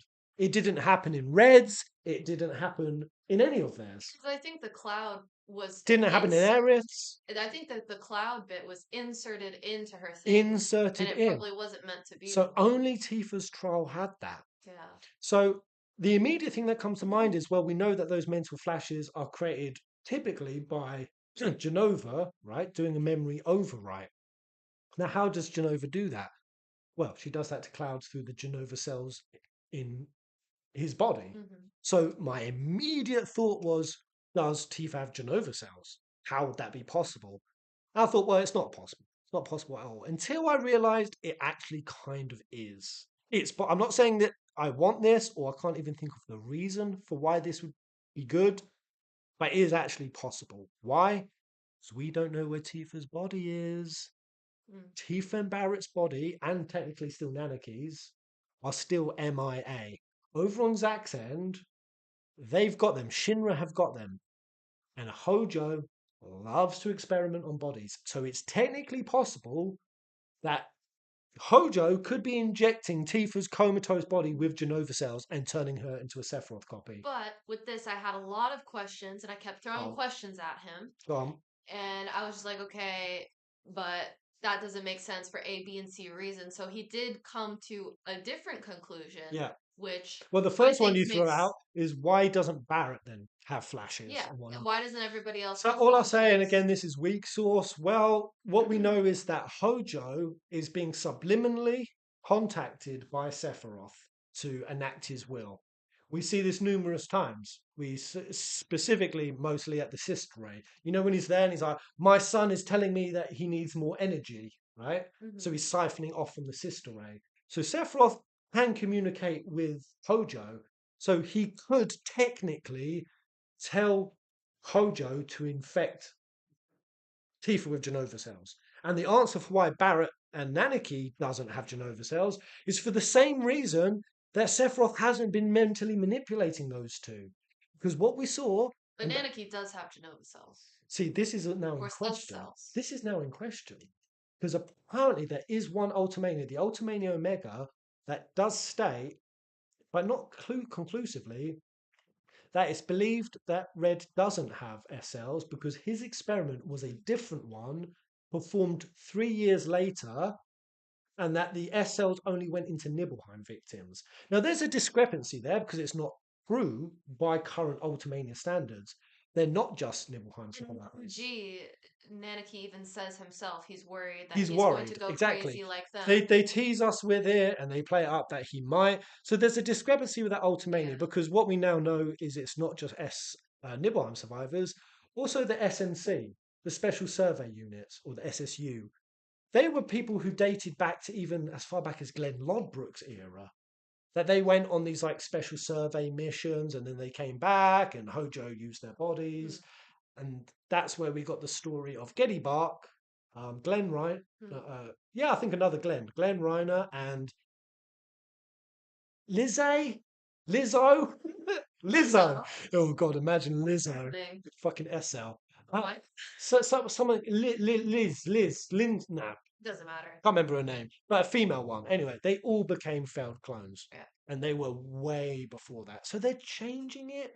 So we don't know if Red has Jenova cells. I tend to lean in the camp that he does. But you came to a better conclusion. Well, I came to a better conclusion. That actually really kind of fits. Could make a lot more sense. Follow us, we're going ding. Tinfoil hats engaged, homies. Because, I'll quickly backtrack and say the reason why Hojo could potentially not be asked by Sephiroth to put it in Barrett and Nanaki, or Barrett specifically, if Nanaki does have them, is for the same reason the mental manipulations are only happening on Tifa. So Bree cleared this up for me.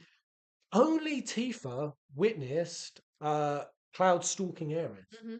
It was only her. The rest of the crew were blocked off by Black Whispers. Only Tifa saw. She got slightly farther before she got stopped. Yeah, Cloud. She was seeing the way he was acting, and she was holding him back from going after Aerith. Exactly. Until he. She saw that murderous side then. We also know Tifa's the only one picking up on the murderous references. So, she's the one being like, that's something Sephiroth said. And also, whenever he attacked her, I'm getting a feeling that he's becoming like Sephiroth, which again is really powerful because if Tifa believes it and Tifa sees it, Cloud's persona, his psyche, is built up from how Tifa thinks of him.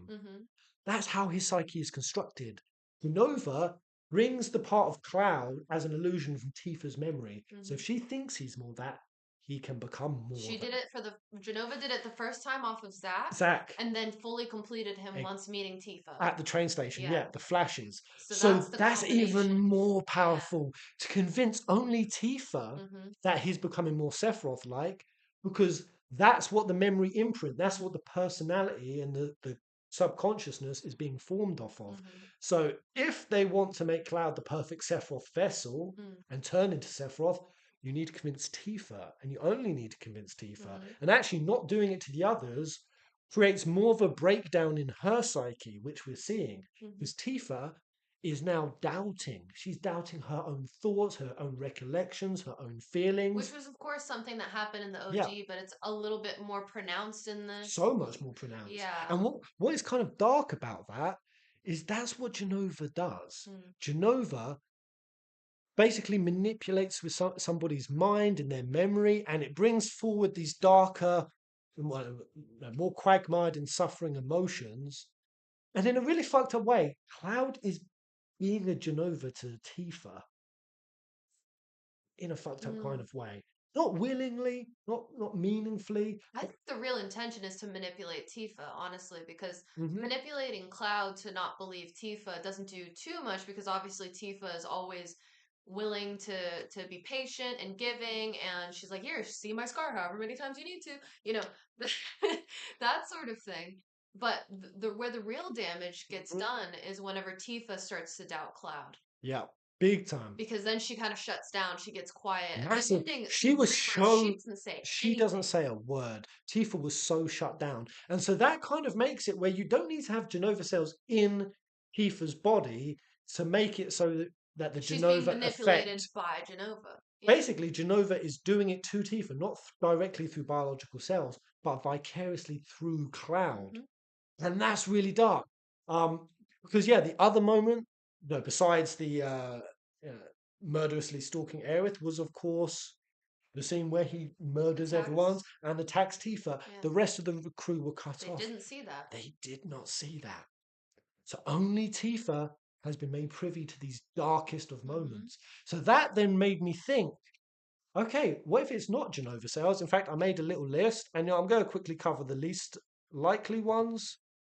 Where is it? And really quickly, while you're looking into that, I will just say that I think that initially a lot of people were saying, oh, Tifa is quiet because she thinks that Cloud killed Aerith. And I didn't really gel with that at first because I was like, no, she's just sad that Aerith died. Of course, that's one of her best friends, that sort of thing. But the more and more that you think about it, after everything that Tifa has seen, Yeah. all the times where Cloud started reciting things like Sephiroth, even with Sephiroth right there and everybody else thinking it's Sephiroth, it makes sense for Tifa to at the very To least doubt it, question oh, for it sure. could be Cloud They that did could be that. setting up where Tifa is seriously questioning whether or not Cloud did kill Yeah. Aerith, because Sephiroth was intentionally standing off to the side. Do you not think there's a reason why Sephiroth moved himself over there? Mm-hmm. Not standing behind, not floating above, not with his sword covered in a blood, but Cloud's Cloud is arm. covered in blood. Tifa's going to question that. So a Yeah. few of the little ones that I riffed through before I came to my real like solid conclusion, I thought, okay, well, um, is it because of her live stream entry? Obviously, Tifa went in the live stream. We could argue that she got a bit of Mako exposure. We could argue that she got exposure to the Black Whispers and that there's actually like corruption going on. Because any kind of Mako, right, even though it's not obvious, there could be a small amount of Mako exposure going on. Mm. And Mako is the live stream, and the live Mm-hmm. stream is corrupt, so there could be corrupt little tendrils. Essentially, it'd be as subtle as almost geostigma. I think it'd be kind of even powerful if they show a little bit of something like geostigma or something, but I don't think that's the option. But you know what I mean? It's kind of subtle, it's not on the surface, it's like a minor infection, which is what I also called a chi infection. Essentially, Tifa's so powerful because she harnesses chi and life force energy, and she's mad powerful at doing it. And if she's doing it, is there a way that there's some sort of infection Mm. from like an outer source coming? Then I also put her time with Marco Mm. being in the presence of a Sephiroth clone and thereby Sephiroth for over a month. That's a long freaking time. What was he working? What was he laying up? You know, we could say Sephiroth was gleaning data from her, like Very understanding her, possible. Yeah. so that he could do all of this manipulation and pull it off as fucking wonderfully as he has. Like the Mm. execution that Sephiroth is pulling off on Mm. Tifa's psyche is Mm-hmm. crazy. Um, But also, was he giving something? Was he planting something in that time? I mean, the crazy thing is we're all sitting here thinking that the main goal is just for Cloud to doubt Tifa, but really, it being the other way around, it's so powerful and it's Right. almost scary because Tifa's as I'm sure there are some people that are going to be major Tifa haters and be like, Tifa lies to Cloud and she's a bad person because of it. There's a But in lot of that. reality, she is trying to protect him. That Oh is, and she yeah, also in trying to yeah. protect herself and trying to protect the situation because it's scary and she sees what happens when she does tell the truth.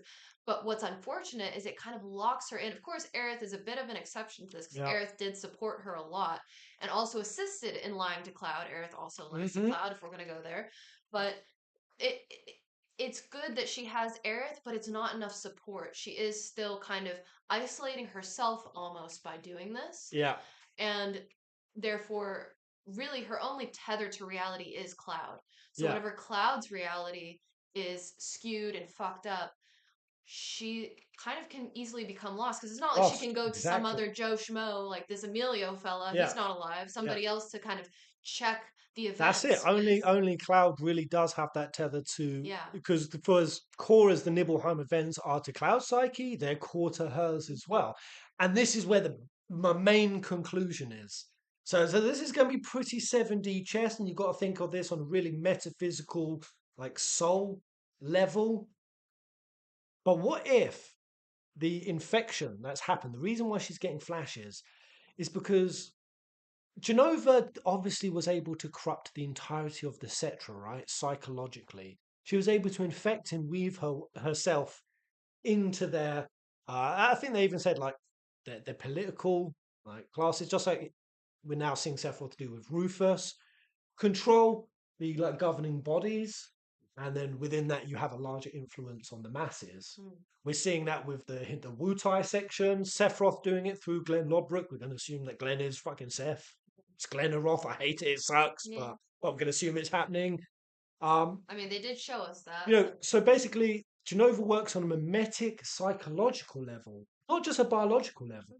So she was able to infect, and I think that's kind of what the Queen's blood was, to show us how broad the mimetic corruption can be. We don't what know she if can the do. But Shadow Blood Queen was I corrupted think by it's Genova. heavily implied that It's that's what it implied is. by the purple It's smoke. all about. I think it is a Yeah. kind of Genova-based thing. So what we can assume is That's how she defeated the Cetra, no? exactly. So Just we can assume that the manipulation. Shadow Blood Queen became fully corrupted Yeah. by Genova during her lifetime. Hmm. Now, we don't know this, but I'm going to assume that the Cetra weren't shooting up fucking Mako. Yeah. I'm going to assume that they weren't shooting up their arch nemesis into their veins. Um, so there was no soldier, there were no J cells going in the Cetra, yet they were still able to be affected. Mm. So I'm thinking, guys, the reason why those Tifa flashes happened and she's actually able to start becoming psychologically corrupted She's so close to Cloud. is because she's so close to Cloud. And how close are they? Well, Clarence, close your ears because you ain't going to like them. You ain't going to like this. They are bonded by soul over a lifetime. Like, Multiple lifetimes, technically. potentially. It depends how wacky Square Enix think of this. Do they think of it as like Kingdom Hearts universe, external universes? Stripping it If we're down, to believe Advent Children and Dirge have already happened, whoever knows how many exactly. times, then yeah. How many times has it happened? But even if we just strip it down to the smallest, what we do know, Advent Children and Beyond has all happened. And they fell into the live stream together as well. And they fell into the live stream together, exactly where their consciousness is commingled. What we know is not only did Tifa go Yeah. into Cloud's mind, but Cloud also created a psychic. He incorporated his consciousness into Tifa to create a psychic bubble of protection. That's how she didn't get Mako poisoned. Mm-hmm. You put all of that together, plus the fact they've lived an entire lifespan, like the Ultimania says, Tifa and Cloud lived out the rest of their life as a traditional family unit. Now, people argue about this and they say, well, that means that could be platonic. No, it fucking doesn't. When Japanese people talk about a traditional family unit, they're not talking about dude mate and girl mate raising orphan kids as mates. That's not what they fucking mean, all right? When they say traditional family unit, they were clapping cheeks. And I mean, They were a couple. to They were be honest with partners. you, even if they don't sleep in the same bed, I'll be real with you guys. I've lived with a few different families. Yeah. One of them being Japanese, and they slept in different beds. Also stayed with a Vietnamese family for a while, and they slept in separate beds. At I that think it's a pretty at that normal point in thing. Advent Children, I don't think they were a couple. I think they slept together a few times, like after the High Wind. I reckon they were living, but Cloud still didn't feel worthy. He still didn't love himself. He couldn't love Tifa. So he kind So of he was still separated elusive. himself a Yeah, bit. which isn't far to imagine.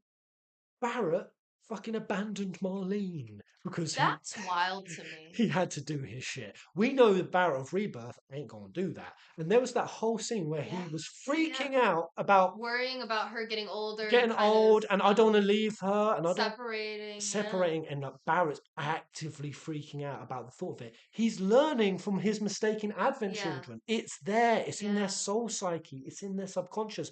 So, I don't really think you can argue this because why do you think when people are saying, "Oh, it's so out of character for Cloud to be this intimate with Tifa," it's so I don't like the kiss because it's so out of character. It is. If we're going by OG standards, Well, not even OG standards. Advent Children is what people typically have in their head when they even think Advent about Children, Cloud. yeah. But we also take Advent Children out of context and act like Cloud is just like this. He's But not. they didn't even kiss in Advent Children. He's dying. We need to realize that Cloud in Advent Children is somebody who is very sick, mentally, physically, emotionally, spiritually. He's in his lowest of his low, and he's dying.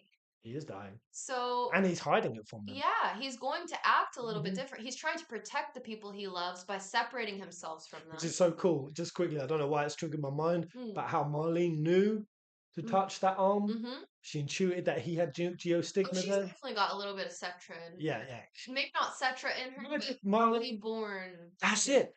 That's exactly what it is. When I did my Marlene is etc., a lot of people said I clicked the video and I thought this is nonsense. She's obviously not. By the end of it, everyone came around and they said it's one of my best theories because what you can realize is that the soul almost acts on the body, right? The Mm-hmm. soul has a biological, in FF7's universe, effect, right? Mm. So that's how Cloud came out unmako. He was Mako poisoned. Then he fell in the live stream again. He should be doubly Mako poisoned, right? Yeah. But he doesn't. He goes in, and because he resolves things mentally and therefore spiritually, it has a biological change on the body. Mm-hmm. That's what the DMW system is. Mm. Like when Zack taps in spiritually to the memories of that's how he gets the power. That's how Cloud has Zek's powers. So there's a biological component Mm. that matches with the soul component. And if the logic is that Tifa and Cloud have spent an entire life and they've been soul bonded, not only is that why they're so much more intimate, why the kiss is accelerated, why everything's accelerated because it feels more natural, Mm-hmm. more normal, because they know they're a couple on an unconscious level. They don't know it consciously, Yeah. but on an unconscious level, they Mhm. know they're a couple. That's why Cloud's able to kind of man up a bit and admit that he was wrong and be like, I'm sorry, I Yeah. regret what I said. I know a lot of people were shocked by him doing that. It's like, wow, Cloud is having some emotional growth. Yeah, big time. And that's it. I was so proud of Cloud in these moments Yeah. because you can almost see the groundedness and the lessons that Tifa's been trying to teach him about communicating more. And it's You happening. know when she's pissed off in Advent Children because he just won't communicate? Yeah. You know, dilly dally, shilly shally, like what are you going to do? You're just going to sit there, just going to give up, and he's just like barely talking. Yeah. This Cloud is different because she has affected him Mm. on a soulful level, Mm. but also in vice versa. Mm. So if you play that in mind, that and I don't think that Square Enix would see it this way, that when partners are together long enough, they start to become one soul. Mm. What now happens when Cloud's soul starts becoming corrupted? Boom, whiplash effect onto Tifa. Mm. And I think that's shown to us that's why in the trial, young Cloud, which Shows up where he should not the be. child archetype, especially in Jungian psychology, the child is always the root, the source, the seed of the unconscious state. Mm-hmm. That's basically your soul when it's at its purest. Mm-hmm. And that's how Carl Jung always uh, sort of interprets and presents the child archetype. And that's why you'll see in Persona games a lot of them like interact with their child. So Child Cloud showing up in Tifa's trial, I think is showing that they are soul bonded. Mm-hmm. on that to that kind of degree and that kind of extent. And that's why we have the flashes. That was really round the houses and long-winded. But it makes sense. Those are my reasons. Yeah, And that I does started to get behind that. I was like, that could actually kind of make works. sense. Because I always thought that it was just the first thing that comes to mind for everyone, which is just, oh, they're just choosing to do something in an artistic way to show us the Artistic way. difference between what Tifa's seeing Yeah. and what Cloud is seeing. But I do think that it's a little bit more More intentional. I think it's a little bit more. Tifa is so spiritually connected and bonded to Cloud now that she can actually see what's going on And arguably, because from of his her perspective. live stream visit, all of these things can actually be multi-layer factors. A little bit more connected She's to more what's going on. connected to the Yeah. live stream. She's had a spiritual upgrade. She's more spiritually attuned and empowered. For sure. And therefore, by having that upgrade, it's actually, in a fucked up kind of way, also opening the door for Sephiroth and Jenova more. It's one of those things that I really liked with the Kabbalistic interpretation, is that the higher you go on the tree of life and go through the Sephiroths, you don't actually ascend the tree of the Sephiroths. You actually descend. And as you get spiritually higher, you go lower and lower. And the fifth world that you go into, that's like the last world in the Kabbalah. That once you transcend this world, you basically hit spiritual enlightenment. And you go from the bottom of the tree. It's called the instant transmutation of the soul. Transmutation circles. You go. Full Metal Alchemist. You go all the way to the top, the Keter. So you have to go through hell to get to heaven, essentially. So as Tifa's becoming more and more upgraded, she's also going lower and lower, deeper and deeper. And in a roundabout way, she doesn't need to have Jenova cells in her body, though she technically could. Technically, she doesn't need them to be experiencing those mental flashes. And that's that. And that's that. There you go, done. If anyone's got a better reason, because I will say I first thought that as well when I saw them. I was like, oh wow, they're just deciding in a weird way. It could just be that. It could just be that. So it'd be way more interesting if it's what you said. If that had, like I said, if that had just happened at Cloud's death, because obviously we were hopping between realms, right? Cloud's death. Cloud seeing her alive and not alive. You know, maybe we were just hopping between and the flash happened, but it happened at the Tifa's trial. And for me, that's two strikes and you're out. And also, two it's strikes very interesting that Child Cloud shows up right after that. So it does kind of give you the feeling that there's something to do with him, which is why she's seeing that. Yeah. But I do think that a big purpose for it on how Sephiroth positioned himself and the blood going down his arm is, to that Tifa at this point will question whether or not Cloud killed Aerith. I think Sephiroth's long-term goal. I think that's his long-term goal, and I would not be surprised if in part 3, because we don't know how Tifa's going to come out of this. At the moment, she's completely gridlocked. She is truly in a damned if I do, damned if I don't situation. Now, what happens if you're in that long enough? You have to get the fuck out of it. Yeah. I would not be surprised if Tifa does an Aerith and disappears for a bit. I think she'll disappear from the game for a bit. And I think that it would be cool if they then have us go on a separate little Tifa arc. So, Tifa rescue arc? See, they've done it enough times now where, we had Barrett in the underground. We had just him for a bit. We had Kate Sith and Nibelheim. Like, they like to go on these little solo arcs. Give us this big, juicy Tifa side arc. Because she breaks off from the rest of the group. And I think that would be lit. That would be lit. It would be lit. I mean, regardless, we're going to get a Tifa main character section of the game, which will be cool. I hope we do still get the Sid main character section of the game. I don't know how well that's going to land because... so I take it we are still going to go to Rocket Town. It's just kind of shifted around. I guess so. I'm assuming... I think Wutai is going to be massive. Wutai is also going to be massive, but I hope... So I get why people are excited for that, but I hope they don't make it too massive. I do want enough time to be spent between Sid and Vincent as well as Yuffie. Yeah. They've already given Yuffie a huge fucking spotlight, which is great and I appreciate it, but let's give enough time to the other two characters that we haven't seen much of yet as well. I totally agree. You know? But yeah, rounding that out, let me know what you guys think of that. in the comments. And just having a quick little peek. Have you seen the Ever Crisis cutscenes yet? I've glanced. Oh, it's Lily. Hello, Lil. She's so sweet. Hello, Sweet Lily. this dog is. She's a little darling. She's a little sweetie. Yeah. And then there's this little. Have you forgiven her for eating your Chinese yet? Yeah, it said so. Lily, this one. Lily is a very good dog who does bad things sometimes. Yeah. And this one is a bad dog who does good things sometimes. Lulu is a little shit. She is so She naughty. is. But the only reason she's She here bit an old lady. is for attention. She bit an old lady. To steal attention. And she nips dogs in the park all the time. She bites you. She steps on your feet aggressively. She causes all sorts of problems. She rips up all sorts of things. She ate one of my ear pods, or how do you call them? AirPods? Whatever the fuck. One of my earbuds. She ate it. She ate the door stopper. She ate her bed. Look, She's a little whore. Look into the camera. Show your intensity. She's got very intense eyes too. Like you can tell she's just a little. She wakes up. Troublemaker. Like, hello, hello, human. She's a troublemaker. But they are cute. You are. I'm loving this dog sitting gig. I love it, guys. We're in talks. We met a guy at a dog park. Oh yeah, super lucky. We might be doing another sit here, paid one this time. Yeah. Which would be nice. Sick. Or do any of you live or have been to Utah? There's another sit with a really beautiful dog.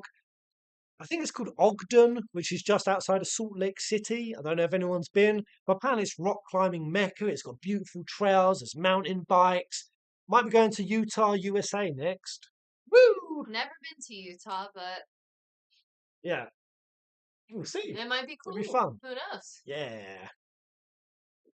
Yeah, they're both cute. And there's also a couple of cats here as well. Is Patch still here? I might pick him up and bring him over. Cat energy is great. He went out the window. I was never a fan of cats, but oh yeah, it's really been changing. They're outdoor cats, so Patch left, but it's the kind of cat where you can talk, you can have a full blown conversation. Yeah. Where you just go, and then it goes, it's very cute. Thank you for showing up for my birthday stream, guys. Yeah. It's been about the 2 hour mark. I was going to get into my favourite scenes, my non-favourite scenes, the worst moments. I don't really know if I have time. Maybe we could do our favourites. Yeah. We could quickly do favourite moments. End off the birthday stream.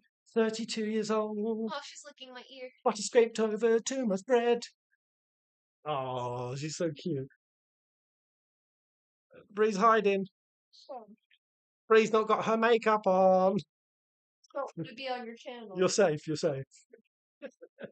Females and their faces. No, I just don't really want to show up. Yeah. I like being a disembodied voice. Bree's very camera shy. She never had a picture, a video of her on the internet being with me. There's like 2,000 hours of our travels, which I might also upload that. I haven't uploaded that. I made Bree a birthday montage. That's really, really well done. I might put that up. Maybe you guys will enjoy seeing some roaming peasant. See some of the journeys. Cool stuff. Across 12 different countries, I think that montage is. Yeah. There's 2 now missing, Australia and New Zealand. Mm-hmm. Are you going to stream any more Rebirth? Happy birthday, Pez! Thank you, mate. Thank you, Battlescar. So I definitely want to do my hard mode. Or if we're just kind of like in limbo and just... Yeah, on chapter 8. I know if I start hard mode, I'm going to get locked in and I want to play Shadow of the Erd Tree when it hits. So, I don't know. I'm excited to play both of them. Maybe I could just do one and then co-juggling the stream's kind of tough. Should we do an anniversary stream? Oh, it's going to be our anniversary soon. 2 weeks. 2 years. Yes, in 2 weeks it will be 2 years. We've been together 2 weeks, guys. We celebrate anniversaries weekly. Yes. We love a roaming peasant. Yes, hard mode. I hear that hard mode is pretty hard. I'm going to try to make it like Dark Souls difficulty. Ones where it's just super, super easy, but then there's some random things. But have you done it with no healing? Why? Exactly. I'd love more travel videos. Yeah, all right. I'll put that up maybe later. Yeah. Dude, you need to edit the music though. Nah, I'll just upload it. I don't care about making money for it. But let's end off on the stream on this. Yeah, let's cover my 5 best moments Yeah. from 7 Rebirth. I've got my list. I know the ones I want and the reasons for it. I'm just Are you curious. 5, 4, 3, 2, and then number 1? Oh, I don't know if I ordered it like that. You should. Oh, this would be tough. All right, let me pause it. All right, let's just do this quick. My 5 best moments. And then at the end, save your cannon, save your juice. I want you guys in the comments to let me know what yours is. If you know all 5, or just tell me what your best one is. But okay, all right, I think I know. All right, starting from number 5 then. I'm going to go the Cloud Gongaga Sephi kills. Wait, where are you marking? Cloud Sephi. Man, this scene for me Oh, when was I first time I Cloud got was kind of Sephiroth. yeah, man, Yeah. I was squealing I was squealing too. because not That's a only good one. was it was my moment of just being in full adoration and appreciation of finally what AAA is giving us, to be able to see how His distinct expressions, his expressions, movement. movements, all of that Yeah. animation detail just They came put a to a lot of head. love into And not that. just came into a head, for gaming in general, but for Seven in general. You know, the specific kind of moves, the way that kills happen, the mannerisms of Sephiroth, and just like those moves right there were telling a story that branched over compilations of stuff from the Advent Children movie to other parts in the series, and I've never had that. I've never just had a sequence of animated movement be that powerful, that profound in storytelling and just narrative effect that it infused my body with. Oh my god! And also just seeing that dimension of Cloud, truly terrifying. Oh yeah. I never really thought old Chocobo, but old what was the young Chocobo called? Chocobo Billy? No, no. Oh, Peepo? Oh, Cloud Junior. It's just Cloud Junior. Wait, I thought you were talking about the Like the dude. actual Chocobo. No, little Cloud Junior, like that. That's Cloud. He's a little Chocobo butthead, and I never thought I could be that terrified at Cloud. I mean, it's And for the funny. first time, opening up what is possible. It also really just aligned excitingly for me with theories of the Cloud Sephiroth vessel that he is looking to make him into a vessel. What the strength that Sephiroth wants from Cloud is. So even just on a theory front, it just like bing, bing, bing, I bing, mean, it bing, is amazing connected all these dots, and I because we've loved it. seen Cloud be terrifying in OG. He literally beats the shit out of Aerith. Yeah, But there's a whole different thing to see Cloud in polygon form just boom, boom, yeah, boom, boom, Aerith. And then there's a whole other thing to see him like grabbing the sides of his head in polygon form and going. "Woo, woo, woo, woo, woo." yeah. It's way creepier To to see see him, this. just literally His eyes kind of like bullets squint with micro down. head Yeah, movements. he gets kind of squinty in his Hmm. eyes and just kind And of I think like, what's cool about yeah, it is it's so like what it means and how it comes across is so over the top, and yet you actually look at it and the movements are subtle. yeah, They're subtle, like Sephiroth. but they're executed, and it does. It has that And he Sephiroth doesn't move elegance like to it. Cloud. He moves like a Oh horse. god! And like I thought about adding when like Cloud was all Zaki, and I suppose that would be a sub section Yeah, of this because my appreciation eyes all big. all big and all happy, and the hair slightly And brighter. just the little body Hmm. movements Yeah, that are so Zack whenever he's sitting there. He's like, oh, I hope it's not another Turks gig. And yeah. just the way he's moving his arms, And I like that so there's an Zack. unrealism to it as well. Not only in the movement and the kills, but after he pushed Tifa in the live stream, how when he's mourning out, you just see his hair wilt a little bit. Now, obviously, hair doesn't respond to emotions, but it's so subtle. Hmm. Just to give him like Cloud coming back to his distraught state. Yeah. And it was beautiful. So that's gonna be number 5 for me. What do you? Um oh no, did I miss one off? Did you? I Was might have that to your pick one. 4? All right, I'll go for my number 4. I'll just put the whole Loveless performance. So I was saying to Brie, how this is a section, it's an ambience, it's a tone, it's a vibe of Final Fantasy that I love. Yeah. Whether it was the Draco and Maria FF7 operatic sequence, whether it's I Want to Be Your Canary, Mm. I Want to Be Your Canary, the whole theatre play in 9. I think is I Want to Be That's Your. in 9, yeah. Yeah. Goddess, Lightning in Lightning Returns, her doing the sequence, and even all of 15. Dogs are just trying to kill each other. No worries. Calm down, dogs. They're murdering each other. Yeah. Yeah, all of 15 was actually going to be a theatrical show. That was the intention for it. Nomura was going to turn it into a theatrical stage play, and while it didn't end up being that, it still had that tone. You know, that like classic tone of like tragedy and the hero. Um, Okay, you two. yeah, they're too much. Go inside. At you go. Go. No. They've never got this crazy. Okay. That's it. Stick out. Lily's gone in her bed. If anyone who doesn't know what I mean about 15, go just type in FF Peasant Impresario. I overlapped Jake Kaufman's version of Draco and Maria from 6 onto like cutscenes of 15. You'll see exactly what I mean. All of the arcs of like just old classic storytelling. And just to see that in this whole Loveless section, to even see Loveless, but yeah, Cloud showing up as was it Alphine?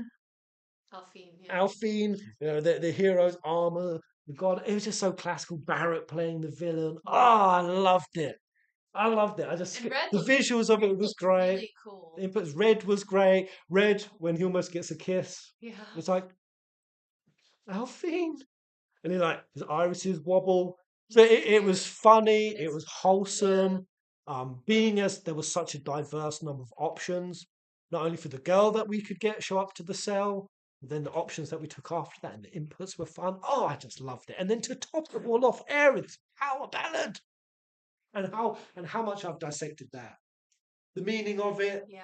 the purpose of it, afterlife, promised land, being together with loved ones forevermore. Ah, Wish they had found a singer that had a yeah. voice that sounded a little bit more So similar to apparently, Aerith sounds like, Brianna White did record the song, but it didn't go so well. but they said her voice wasn't strong enough. Fair. I mean, that's fine. The lip because it's- syncing was it's- all out it of was whack. bad. It was all out of whack. It's Right. common to have a singer different from the voice actress, which I get and I respect that. But I think that they could have looked a little bit further. I do think that they got a little bit set on this one singer and they didn't really think Yeah. about the fact that her voice just doesn't match How it'll Aerith. match up, yeah. It- And it's- I would not have mind Aerith with a weaker, less like amazing voice, like less incredible That pipes. would make a little bit more sense Yeah. considering Aerith's never claimed to be somebody that's a singer or But anything. I would just quickly say, with that scene though, she was like sending live stream tendrils Yeah. out. Was that just in VR? I guess not, because it was in VR. But again, is that another crossover of where we're starting to see that VR is connecting into the live stream? Not only is it happening on Chadley, but it was happening with the VR flash. You know, that's what I was saying earlier in the stream. Shel- We see Biggs, Jesse, and Wedge see- as well. Biggs, Jesse, and Wedge, and that's what Shelk that's did in weird. Dirge of Cerberus. Yeah. Used technology to bring like actual Lucrecia's soul forward. So was Jessie Biggs and Wedge's soul there because essentially she's able to control the VR live stream? So weird. Crazy, but So weird. very cool, It is cool, yeah. awesome, and I loved it all round. And then followed off by Aerith crying at the end. Yeah. It was beautiful. It was raw, but also wackily over the top, and just fantasy, man. It was fantasy. Love about that little hint Through and of through. Aerith crying at the end. I think that Aerith's trial hit so hard because you look at all these little moments throughout Rebirth and you're like, what's going on with Aerith? Yeah. And then you see in her trial that she still has this huge weight and trauma from her childhood. And you see that show up throughout the game in moments where she's feeling a little bit down and moments Yeah. where she's crying. She's so connected with this song. And it's like, she's got this huge pain. Yep. Showed up that in she- Gongaga, showed up in Cosmo, Yeah. showed up at Costa del Sol. It's all of that. Or it could be the Aerith of Grief Remnant. Mm. It could be the Aerith of Lost Remnant. It could be her version of what Loz is, always crying about mummy, Loz to Sephiroth, or is this Aerith She to also Omni just Aerith? has a genuine Yeah. good reason to be sad. So that's gonna be my number 4. Loved it. Yeah. Number 3, I'm gonna go with the Aerith Cloud Date. It was wholesome. It was squee. But what I really appreciated was the undertones of really sinister stuff. And not just sinister stuff, you know, the guy saying you're at a funeral, the way the music was playing, but even just all the little theory hints that it was giving me on how the world was working. So not only did it confirm the dream weaving theories that I've been having, this is my dream, we're in my dream. This is a The homecoming. souls like thanking her for this last moment. It gave me a lot of connections on that theories I'd done. So I was just mentally stimulated. So it had wholesomeness mixed in with sinister, darker Yeah. undertones, but also really cool plot Lots of connections. things to look And it into was there. just beautiful to see Aerith and Cloud going through that. And very quickly, I will say somebody pointed out something phenomenal when I said I think Aerith has created 3 remnants. One of them is the Aerith of Loss, one of them is the Flower Aerith, and one of them is the Lover Aerith, Damsel. the Damsel. Well, somebody said, "Yo, Pez, you saying that's crazy because did we not go to 3 things in the day? Yeah. 1, the stall where we get the flower. Mm. 2, where we have the sweets, and the sweets are bitter. Mm-hmm. The bitter Aerith that we saw in Rebirth. True. Bitter about never having friends, bitter about the burden of being etc., bitter about all the things that have happened, not able to stop herself from opening up the emotional wounds to Zach's parents because she's kind of bitter about Zach not being being gone, around, yeah. also being bitter about Cloud and Tifa having each other. And while she's pushing them towards, she's extracting herself from the love triangle and kind of pushing them together. But like at the water tower, where she's like, I'm just angry. I'm just angry that I don't have this. Like that what you guys have essentially. Yeah. So the bittersweet Mm. that the old lady had, Mm. and then the third one, the couples wanting to get their picture taken.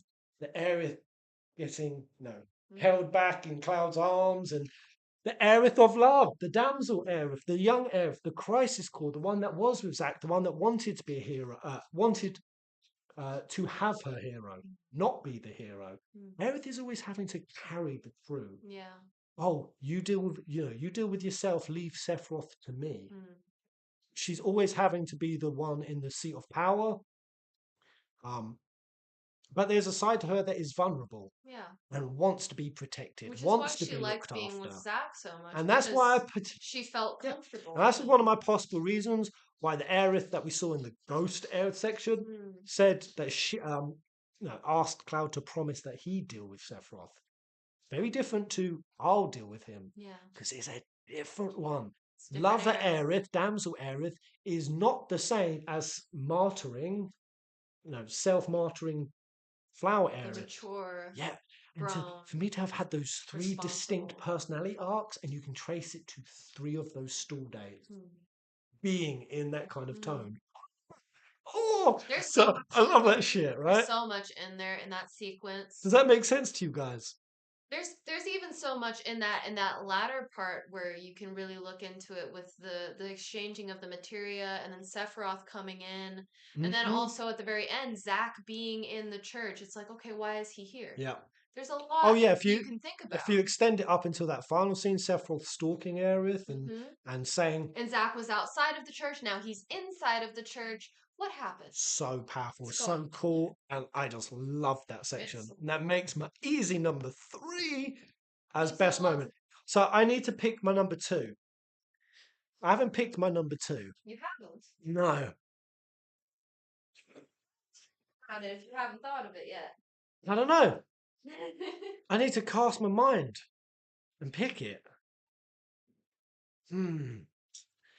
Just go. Shall I tell you my number 2? Just go for it, chat. Tell me what your number 2 would be. Not your number 1. Your number 2, and I'll see if any of them inspire me. My number 2 is. Oh no! Okay, I've got it already. Okay, go. Actually, you go first. I was just gonna say number 2 moment in the game was Barrett's trial. Yeah. Because yeah. Throughout the whole game and remake, seeing Barrett, I will say, overall, I think he's probably my favorite character across the. He's come the furthest. He's the one that I look at and I'm so inspired by his character. Seeing him walk through Corel and just taking it, and then beyond that, trying to be kind to those children when they're like, "Oh, my parents, they don't want me to talk to you," but he's still helping. He's still there. He's so mature. He's there for Tifa. He's there for Cloud. He has his moments of weakness, but overall, he's very, very strong Yeah. and getting to see his pain in that way, where he gets to see his wife and then we see that taken away from him. Yeah. That was the first time I War is cried. all hell. That was the first time I cried in the game. I like that. I Really. like that as number pick. And I'll just say, like, Bree has been watching a lot of videos, and one of them was a guy who really doesn't like the Rebirth. And I recently started looking at the other side of things of people that didn't like the game. yeah, she's watching, naysayers about it. I'm starting to get into it just to see. And Just to one see. person's POV was kind of fair. All the places where it was so dramatized, it was so over the top that it took away the subtle nuance and, in a way, a little bit of the power Yeah. that some of the scenes held when Mhm. they were done in a far more meager, modest, and focused way. I think that's the main thing: time, attention, and focus, so that emotion can actually come through in that void, not just getting it ripped off to fucking Palmer slapping his butt in an amphibian Yeah. frog fight. Um, Not having so suspense. Bria agreed with a lot of it, but then this guy lost her Yeah. and me, in fact, when he said another example of that was the trials. I never needed to see Barrett and Myrna because I had something called my imagination. My imagination allowed me to fill in what Barrett had gone through. I knew enough. I didn't need to know more, and I certainly didn't need to see it to I know disagree what he had completely. been Yeah. through. And it actually detracted from how powerful it was because it's my imagination. Now, I agree to an extent that imagination isn't a powerful thing, and that FF7 OG inserted us, the player, and it had potency for that Mhm. reason because it engaged us in a way that games don't now.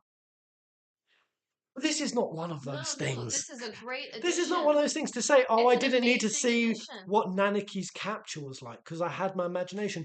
Sure, No. you could say that, but then what's the purpose of a remake? Like, if that's your logic with it, then there's no purpose of a Yeah. remake. You could say that about anything. I don't need to see what the characters would look like in AAA HD realism because I have No. my imagination. I don't need to see what It was a good this scene addition. or that scene or this scene would look differently because I have my imagination. So there is a point where you take the imagination argument so far that it makes essentially a remake redundant and you should just never play I it. think this person got caught into the trap of having so many things that they disliked Being that pissed off at the gate and looking at everything with a with a lens. very negative lens to where Yeah. there's a good part of that because there were certain things that this guy he verbalized that I couldn't really put into words. Something feels off here. I don't know why, but I don't really like this. Why, but I don't really like Cosmo Hmm. Canyon. And he put it into words and he put a lot of things into words, how a dine scene, how that made me feel kind of off. I didn't really like it so much. I didn't really like Red's scene where he sees his dead father, and I couldn't really put that into words. So seeing somebody else say it so perfectly, I was like, "Oh, that's great." And then you get to the end of the video, and he starts kind of shitting on things that are just really good additions to the They're good game that additions. made a lot of people Exactly. actually cry. Most people that I've seen said they cried from Aerith's trial, but not her death. Oh yeah. So it's like I, that is I a was in good I was in addition. floods of tears It's a good addition to from have Aerith's these trial. trials, getting to see Barrett lose his wife. I was appreciative of that, and I do think that, sure, that's his opinion and he's totally entitled to it, but I do think that that's probably born out of thinking from too negative of a Too negative a lens. lens. And I could totally agree if you go, for me, I didn't need that scene.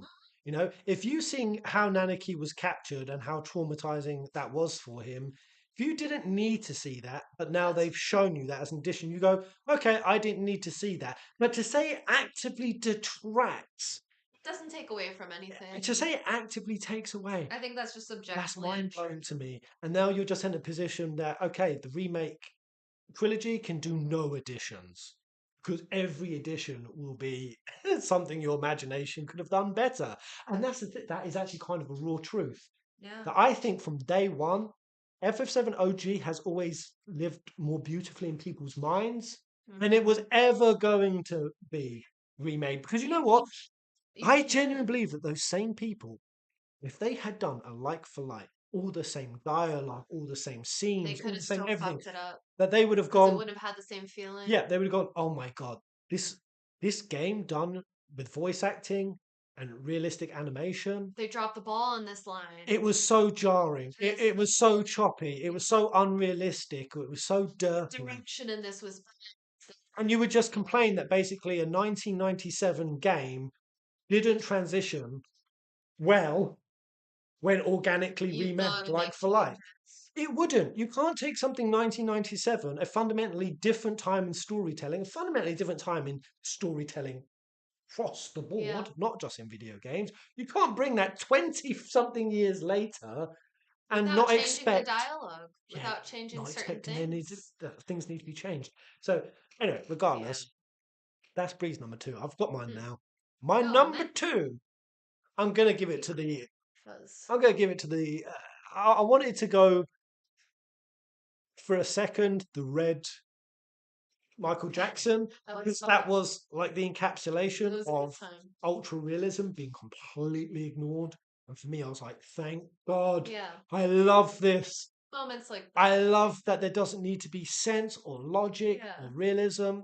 And that moment was just so exciting to me. But the one that has to clinch it out is going to be Tifa's live stream dive. Yeah. Tifa's live stream dive, because I'm a person, I've been thinking about that scene and I love Maiden Who Travels the Planet. I love the concept of the battle in the live stream between the corrupt soul Sephiroth is siding and the live stream soul, and that I've been asking for Maiden Who Travels the Planet and live stream chapters White to come into the game and to be the front center.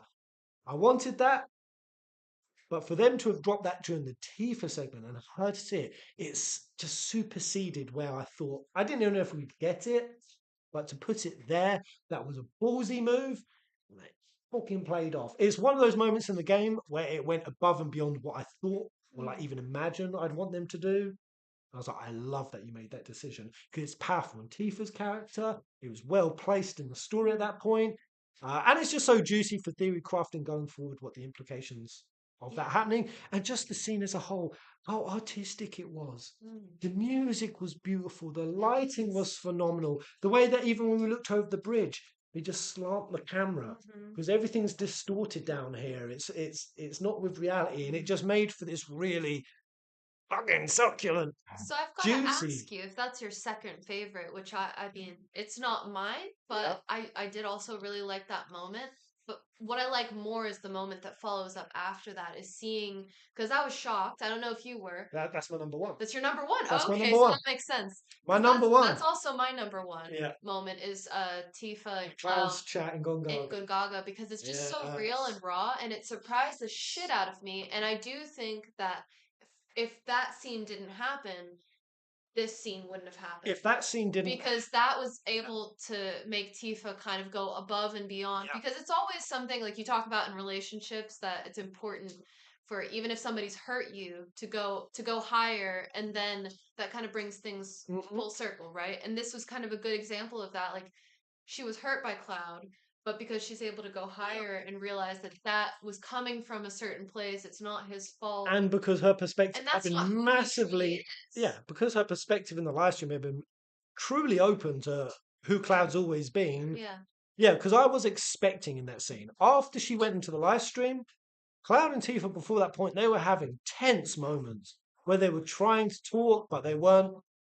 The dogs are still trying to kill each other. Hey! Put them in their beds. Put them in the To your bed. to your beds. They're biting cheeks. They're biting cheeks. We got to take them for a walk. I think they're restless. So mean. But yeah, up to that point, every time that they tried to have healthy adult communication, it was breaking down. It was getting tense. What was the scene in the inn where basically they like had to walk away from each other and like, oh, shouldn't have even bothered trying. And Cloud was giving snarky remarks back. It was on the rocks. And when she went to life, I thought, oh my god, we're not coming back from this. Like they are going to be fractured. But then they went complete like perfect example of subverting someone's expectation. That for me right there was it. We went completely in the other direction. And I'm always the kind of person when there's a lot happening in the plot. I've said this from day one. I said it throughout 16. I certainly said I want this after the remake. I said my biggest issue is you've just gone through a portal. You've just been in a realm with fucking the harbinger of fate planes and trains and fucking buildings flying everywhere and whispers and all this craziness. My worry was that we were going to go into part two and for all of that to be like forgotten. And I'm the kind of person I'm like, have a chat, sit down, have a cup of tea, put the kettle on, have a scone, and have a chat about the shit that's going on. And that was the scene. Cloud and Tifa actually talking about the stuff that was going on. I mean, they started doing this throughout in Aerith and Tifa are having a chat. Red and Aerith are actually having a chat. It's like the dramatic things that came before haven't just been ignored, just like pushed to the back burner because it makes it feel so disconnected or trivialized to what's happening. So throughout that part leading up to the Cloud Tifa almost kiss in Gongaga, I was screaming for them to chat, to flesh things out, to hash it, and they wrought it. Not only did Cloud for the first time start opening up, was it uh, opening up about what he's worried that he's experiencing degradation. I forget things that everyone else remembers easily, and I know things I have no right knowing. And then Tifa like shuffles up. She's like, "Go on."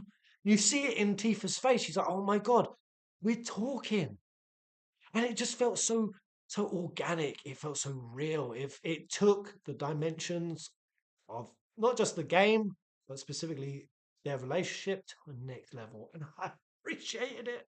I appreciate it. I felt exactly what Tifa felt in that moment. Just like, yes, we're chatting.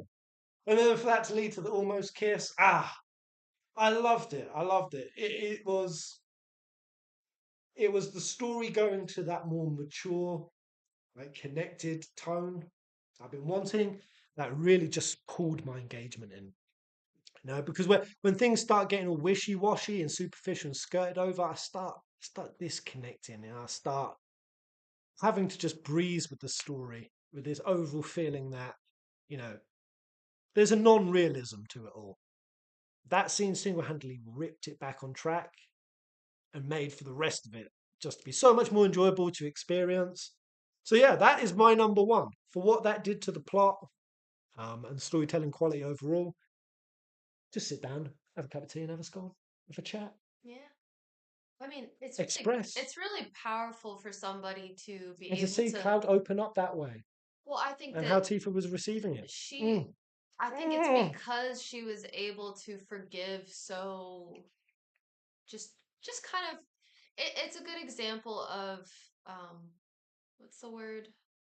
Unconditional love, I think, Yeah, where she realizes that, you know, you see that moment in the live stream where Sephiroth's kind yeah, of taking Cloud away. She's like, no, don't take him away too. And she kind of realizes yeah. this isn't his fault. And that scene right Going there above and beyond. is exactly why any of you anti-Cloties, I don't care if you're Claire or you're Cloty, but any of you who are trying to push this narrative of Tifa being a liar, Tifa uh, has just like She's this just eye candy. shameless, like She's savior people saying king. she's just a side character. She's just a side character, Eye like candy. making her character superficial, and Yeah. that she just basically she lies for the sake of it. She's a bully. She's a bit She's of a hollow selfish. person. That scene right there is exactly why you're She's wrong. not She had selfish. every reason at that point to have Be be selfish. selfish. Yeah. Cloud almost just fucking killed her. Yeah. The reason why she admits telling Cloud stuff is because how deeply she understands what he's going through. That's why in that moment, instead of being terrified or blaming him for that, she actually almost went to kiss him because of how intimately she understands it, of why that situation occurred, of why he's showing up like Sephiroth. You can't have your cake and eat it both ways. That scene directly strips away from all of that, and it shows why she has to hold stuff back Yeah. and why she was able to do that in that moment. She's one strong So bitch. I just can't She's a strong bitch. fully even articulate because I've had a little bit of a firebomb and it's my birthday. I'm a bit excitable. Fireball. How much, yeah, that scene came at the right time, Yeah. delivered perfectly, and what I liked was the attention, Yeah. the attention of detail to it. Like, I was expecting drama, but I didn't get it. well, sometimes you have characters talk about things, but it's like a little rushed moment where it's like Yeah. a couple of exchange of lines here or there. But no, it's like I was able to kick back and Mm. see this scene, see this dialogue, and I it, really feel it. it had rounded. elements. And you can to tell it. that the actors really did just such a good job, and the mocaps as well. They talked about their experience doing that scene. It's like you guys really did put a lot of love and care into this, which, by the way, to just give a nod to the voice actors again, I like they that. killed it. I like that. That's why Aerith believes in the power of forgiveness. That's what happens when you forgive something great and powerful. Oh, perfect. Exactly what she said. After going through a game so angry and dealing with anger, and then saying to the group, yeah, I don't believe that suffering is the source of our power. I don't think anger is the source of our power. It's forgiveness. Because all energy is energy, whether it's anger, whether it's upset, whether it's resentment, that's energy. Which is But good the that second, she came to that, because Aerith was really struggling with her anger towards Hojo, towards her the past. second you pour forgiveness on that, Yeah. you take all of that energy and you flip it to the other polarity. And it's super powerful. And exactly what's about earlier in the video, how you have to go down before you go up, and that instant transmutation process. It's like that almost happened, like visually and character arc wise, to Tifa when she went into the live stream. Just in that immediate moment, because up until that, obviously she just seemed like Cloud acting like Sephiroth. It was like completely losing sense of who he is. Remember in the Calm Inn where it was, I thought we kind of knew each other. That was kind of the tone that was going on. Like I thought, coming back into each other's lives was like a good thing, but maybe She was like, "I was so happy to see you again, but maybe I shouldn't have been." shouldn't have been. Exactly. It's like there was that whole feeling of I kind of thought I knew you, but maybe I don't. Like, maybe it was foolish to think that. Yeah, maybe you're just a shithead. But in that one scene, it just instantly changed, and it's like, Yeah. love it. Love this game. You know, it's also 5 banging moments. Let me know also quickly, guys. that a lot of people don't. Actually, just while we round out, just let me know what your number one is, guys. If you want to do 5, feel free. But at least number one, spam up the chat. Your favorite best moment. I will quickly insert that I wanted to add defeating Odin. Yeah. Oh God, defeating Odin or Odin and Alexander. Oh my God, those two teamed up was fucking hell. It's not so bad whenever you do it post. But I was just including story moments. If I had to, I wasn't really picking combat moments. But if I had to, oh God, I can't have that moment. So from a combat moment, Odin, Alexander fight going down. Forgot. I honestly don't remember. I already forgot. Yeah. Yeah. That's what happens. That's what happens. When you tell people, no, hold on, shh. Don't be salty. I'm salty. I agree with your number one, absolutely. That's your number one. Can I cheat? The music is my number one. Strong. Strong. The music was. I prefer this soundtrack so much more than first remake. Like I've gone back, I've listened. Point. Gone, do it now. So I was gonna say, I think that a lot of people on both sides don't really realize,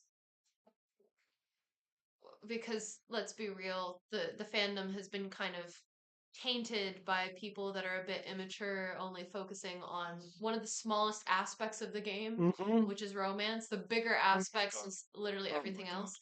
But For real. people not kind of respecting both characters, both Aerith and Tifa are very good, respectable characters that have a lot of depth. Two super powerful female characters. So respect each other a lot. And if we want to get down to, the reality of it is Aerith is definitely on the side of pulling Cloud and Tifa together. She always has since remake. You can upset Claire. They can be upset all they want, but I mean, Aerith always checking in, making sure, like, oh, you guys aren't fighting, right? You should appreciate her more. That's not something that somebody that's trying to really pine for somebody else and doesn't really like this other girl sort of thing. Like, they sitting there like, oh, let's have boy talk. Let's do this. They're friends. So why can't we all just not shit on each other so hard and just like both characters? Both characters are great. Yeah, I mean, at the end of the day, okay? No matter what your preference is. If for the purpose of what ship you want, you're willing to reduce, and I've got a video coming out on this, I won't go on this about too much, but it is absolutely mind-boggling to me that with all the things that there is to be fascinated and mentally engaged with in 7, you're only interest is the dating side of Yeah. things. It's such a minor point. It's supposed to be a It's the minuscule point. smallest part. There is a reason why even in FF7, OG, and Advent Children, the relationship dynamics, they're not the front and center. There's so much other shit It's the going shit on. that's going down. And actually, it's kind of what makes it more powerful Yeah. is that unlike most games before that, where the hero always gets the girl, it it it didn't make it that black and white. They made it more complex that Mm. people are multifaceted creatures with insecurities, hold-ups, They traumas, can have uncertainties, baggages, even the complexity of a love triangle that, yes, you know what, Tifa and Cloud, they're not in a relationship. They're not. So, sorry, but some people have been saying, oh, Clarets are disgusting because that means that you think that Cloud's just a misogynistic pig who's going to cheat on Tifa. He ain't cheating with anyone. No one's in a relationship. It's not a contract. And you know what? Some people can have romantic interest to different degrees. Mhm. Sometimes friends who have been friends for a long time try being romantic together and then realize, oh, actually, no, we're better off as just friends. People have tried that. You I'm know, not saying that that's what's happening with Cloud and Tifa, but that's no, I'm saying that's happening with Cloud and Aerith. yeah. What I'm saying is that I think it's clear as day that Aerith has considered herself with Cloud romantically. That's why at the church she said, oh, at least I know where I stand, because there's like and then there's like, and things like that are, I don't know how people bug the fuck out over lines like that. People like to 'Cause it's like misinterpret things. what they're showing you is that love and romance, for a start, there's numerous dimensions of love. There's numerous ways to feel it, interpret it, and certainly to engage and form a relationship around it. But just the way to consider it is actually much more mature than these superficial, fucking childish shippers like treat it. And that's the hilarious thing. Seven actually does approach it with that complex, mature kind of, and it's wasted on the majority of these people. These people who come into the game most with the infatuations of relationships and dating and love seem to be the most clueless on it. The people who love it the most seem to be boy with girl. End of. Like, Boy kiss girl. If he touch hand with other girl, he cheat on that girl. He whore. he whore. And Final Fantasy VII isn't a dating simulator. And yeah, I thought in my head about how Persona, a game that literally is about you dating numerous girls, going on dates, forming dating mechanics, and actually picking a girl. Even the Persona series, that is infinitely more focused on dating medical professionals, dating teachers, dating your actual teacher, your pedo teacher, dating underage girls, dating classmates, dating fucking everyone, dating dudes. It feels like that at times. Even that has less focus from the Persona fans that I've seen, legitimately. I've seen more talk about Jungian psychology, about the biblical reference in there, the Kabbalistic references in there, the Tibetan and the Buddhist, or even the Islamic like preachers that show up, all the religious and mythological weaves, all of the like transcending through the shadow self, when they meet their shadow characters, how they go into that, how they interact with their trauma, how they come into the acceptance of it. Even the Persona series has more mature dialogue and conversation going on than, for whatever reason, FF7 does. I don't know why people are so bugged up on the shipping war. But for me, it's a teeny piece of a much broader puzzle. Basically, I just feel sorry for anyone who that's all you can focus on. Sucks. The biggest Sucks for you. thing is the identity and the characters and their friendships and coming together and overcoming all odds with this fucked up thing with Jenova and Hojo. That's the more interesting juice, is what Hojo has caused and Sephiroth. Sephiroth's story is one of the most interesting ones out of And all all of I them, say along with Vincent's. is I constantly want everything in the Seven's plot and Square Enix's writing to focus on every other element and the romance and how that like branches off from that. I want that to be a byproduct of good storytelling and story focus in other areas, because then that's what makes it feel more natural, more organic, and more powerful. For most of these shippers, they want it to be flipped. They want everything in the dating section to be front and center, and for the plot just to revolve around leading to that point. Everything in the plot is there to serve that. And it's like, do you realize how fucking terrible, what an utter disgrace and an utter disservice this game would be if they had half these people like Oh yeah. be on the Making writing team or decisions. making decisions. Jeez. My God, you would produce the shittest, crappiest, most hollow theme, hollow like Cloud, like remake Yeah. of all time. And I certainly wouldn't appreciate it. But there we go. Those are my 5 favourite moments. Well, let me read yours, guys. Before we sign out, thank you for jumping in, guys. Jumping. I'll be back either when Shadow of the Erdtree comes out, or I might just get on and start doing my hard mode run. Oh, Well. went on too much. Finishing Odin, as Razzle said it as well. Finishing Odin. Don't mind me of Barrett's Trial. Barrett's Trial destroyed me. Barrett's Trial was up there. It was uniquely heartbreaking scene. Oh, it really was with the artwork that was going. Her painting. It found her trying to take her daughter on this, into a different headspace than the one that was unfolding. Oh, they were saying Barrett's Trial. No, Aerith's. Oh, I thought you said Barrett. No, I just read Aerith's I Trial swear was your up there words for were me. Barrett's Trial. It was uniquely heartbreaking. Maybe I did. I think you did say Barrett. I could have done. Um, I'm also deaf, so. Anything before I bounce out, guys? I'm gonna go. Question mark? Oh, go get my boysenberry. Yeah. Go get my boysenberry pie. Oh no, you gotta save that for later. I'm gonna go eat some boysenberry pie. Drink some more booze. We need to get more booze if you want to drink more booze. We finished it. We finished the fireball. We finished an entire bottle of fireball. A big ass bottle. Well, we drank a lot of it yesterday. Oh my God. It's okay. We need to go get something for dinner. Alcoholic Brit in me has truly come out. It's your birthday. It's fair. You guys want to come see a bit of NZ weather? I'm going to unplug my charger. The internet might go crap. But here we go. Let me take you about for a spin. We got the doggies in their crates. I always feel bad about dogs being in cages, but they actually love their little crates. It's like their little home. Got a little delicious fire. With loads of balloons around it. That is definitely going to pop any second. Come look at the weather. Oh, look how oh. Why is it so bright? Adjust. There we go.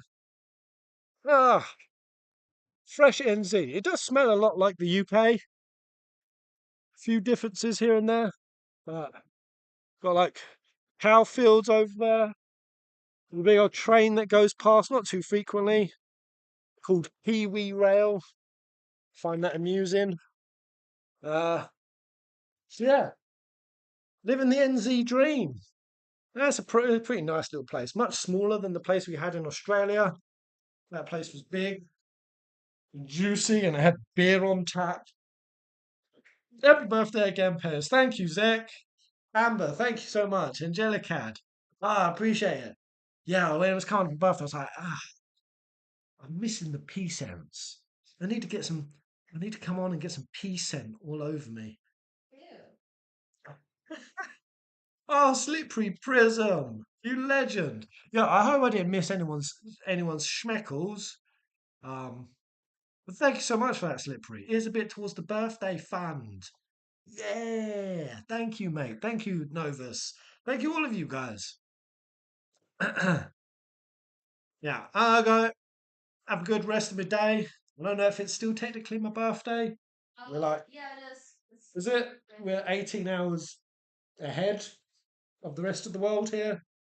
So I'm in the future. It's still time. I'm 18 hours in the future.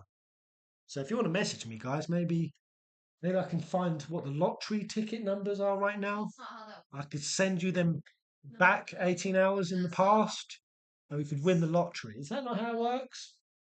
Not how it works. It's how it works in FF7. Not how it works. Will you play the 16 DLCs? I still got them. Nothing, still got them to play. From a gameplay standpoint, before it even came out. I never played it. We've got it. Yeah. I'm interested from it from a gameplay standpoint, from a story standpoint. I feel like it's going to piss me off, but I do want to play them. Can't wait for the next stream. Nice guys. Yeah, I'll hop back. Don't know who we'll be with, but it'll be real soon. We're going to create some seven theories. Thank you for riffing with me. Um, it was really good to actually articulate those things out. And I love it. I could talk about this game endlessly. It brings me so much joy. But I'll see you all soon. Soon. So the internet, did it stabilize out for the mostly for that stream? I seems like It was fine. I have to put a US VPN on. I think also you just needed to probably close your tabs. Yeah, probably. So yeah, I'll hop on for some sort of game soon. Excited for Hardware Man. Nice. All right, guys. Be well. Take it easy. Have a snack. Have a shower. You fucking stink. Bye, Smelly. Bye, guys. Bye, Zach. Oscar. Yeah, Icy. Good to see you, mate. Slippery. Taylor. Tyler. Karaoke. Team DRC. And Tifa. Why is the fireball Why is it always gone? always gone? Damn it. Now I'm just going to have to sit and eat nothing but boysenberry. Yeah, I didn't even know boysenberry was a thing. I was saying it yesterday. Anyone seen The Bug's Life? You know, the caterpillar where it like shoves its head in a pie and it comes out and it goes, boysenberry. I always thought it was saying poisonberry. I thought the joke was he was eating poisonous berries, but no, that it's boysenberry with a B. Boys and berries. That's apparently a thing. And it's very delicious. Boysenberry. Yeah. Boysenberry with a bit of birthday candle wax on it. Yummy. Toodaloo, homies.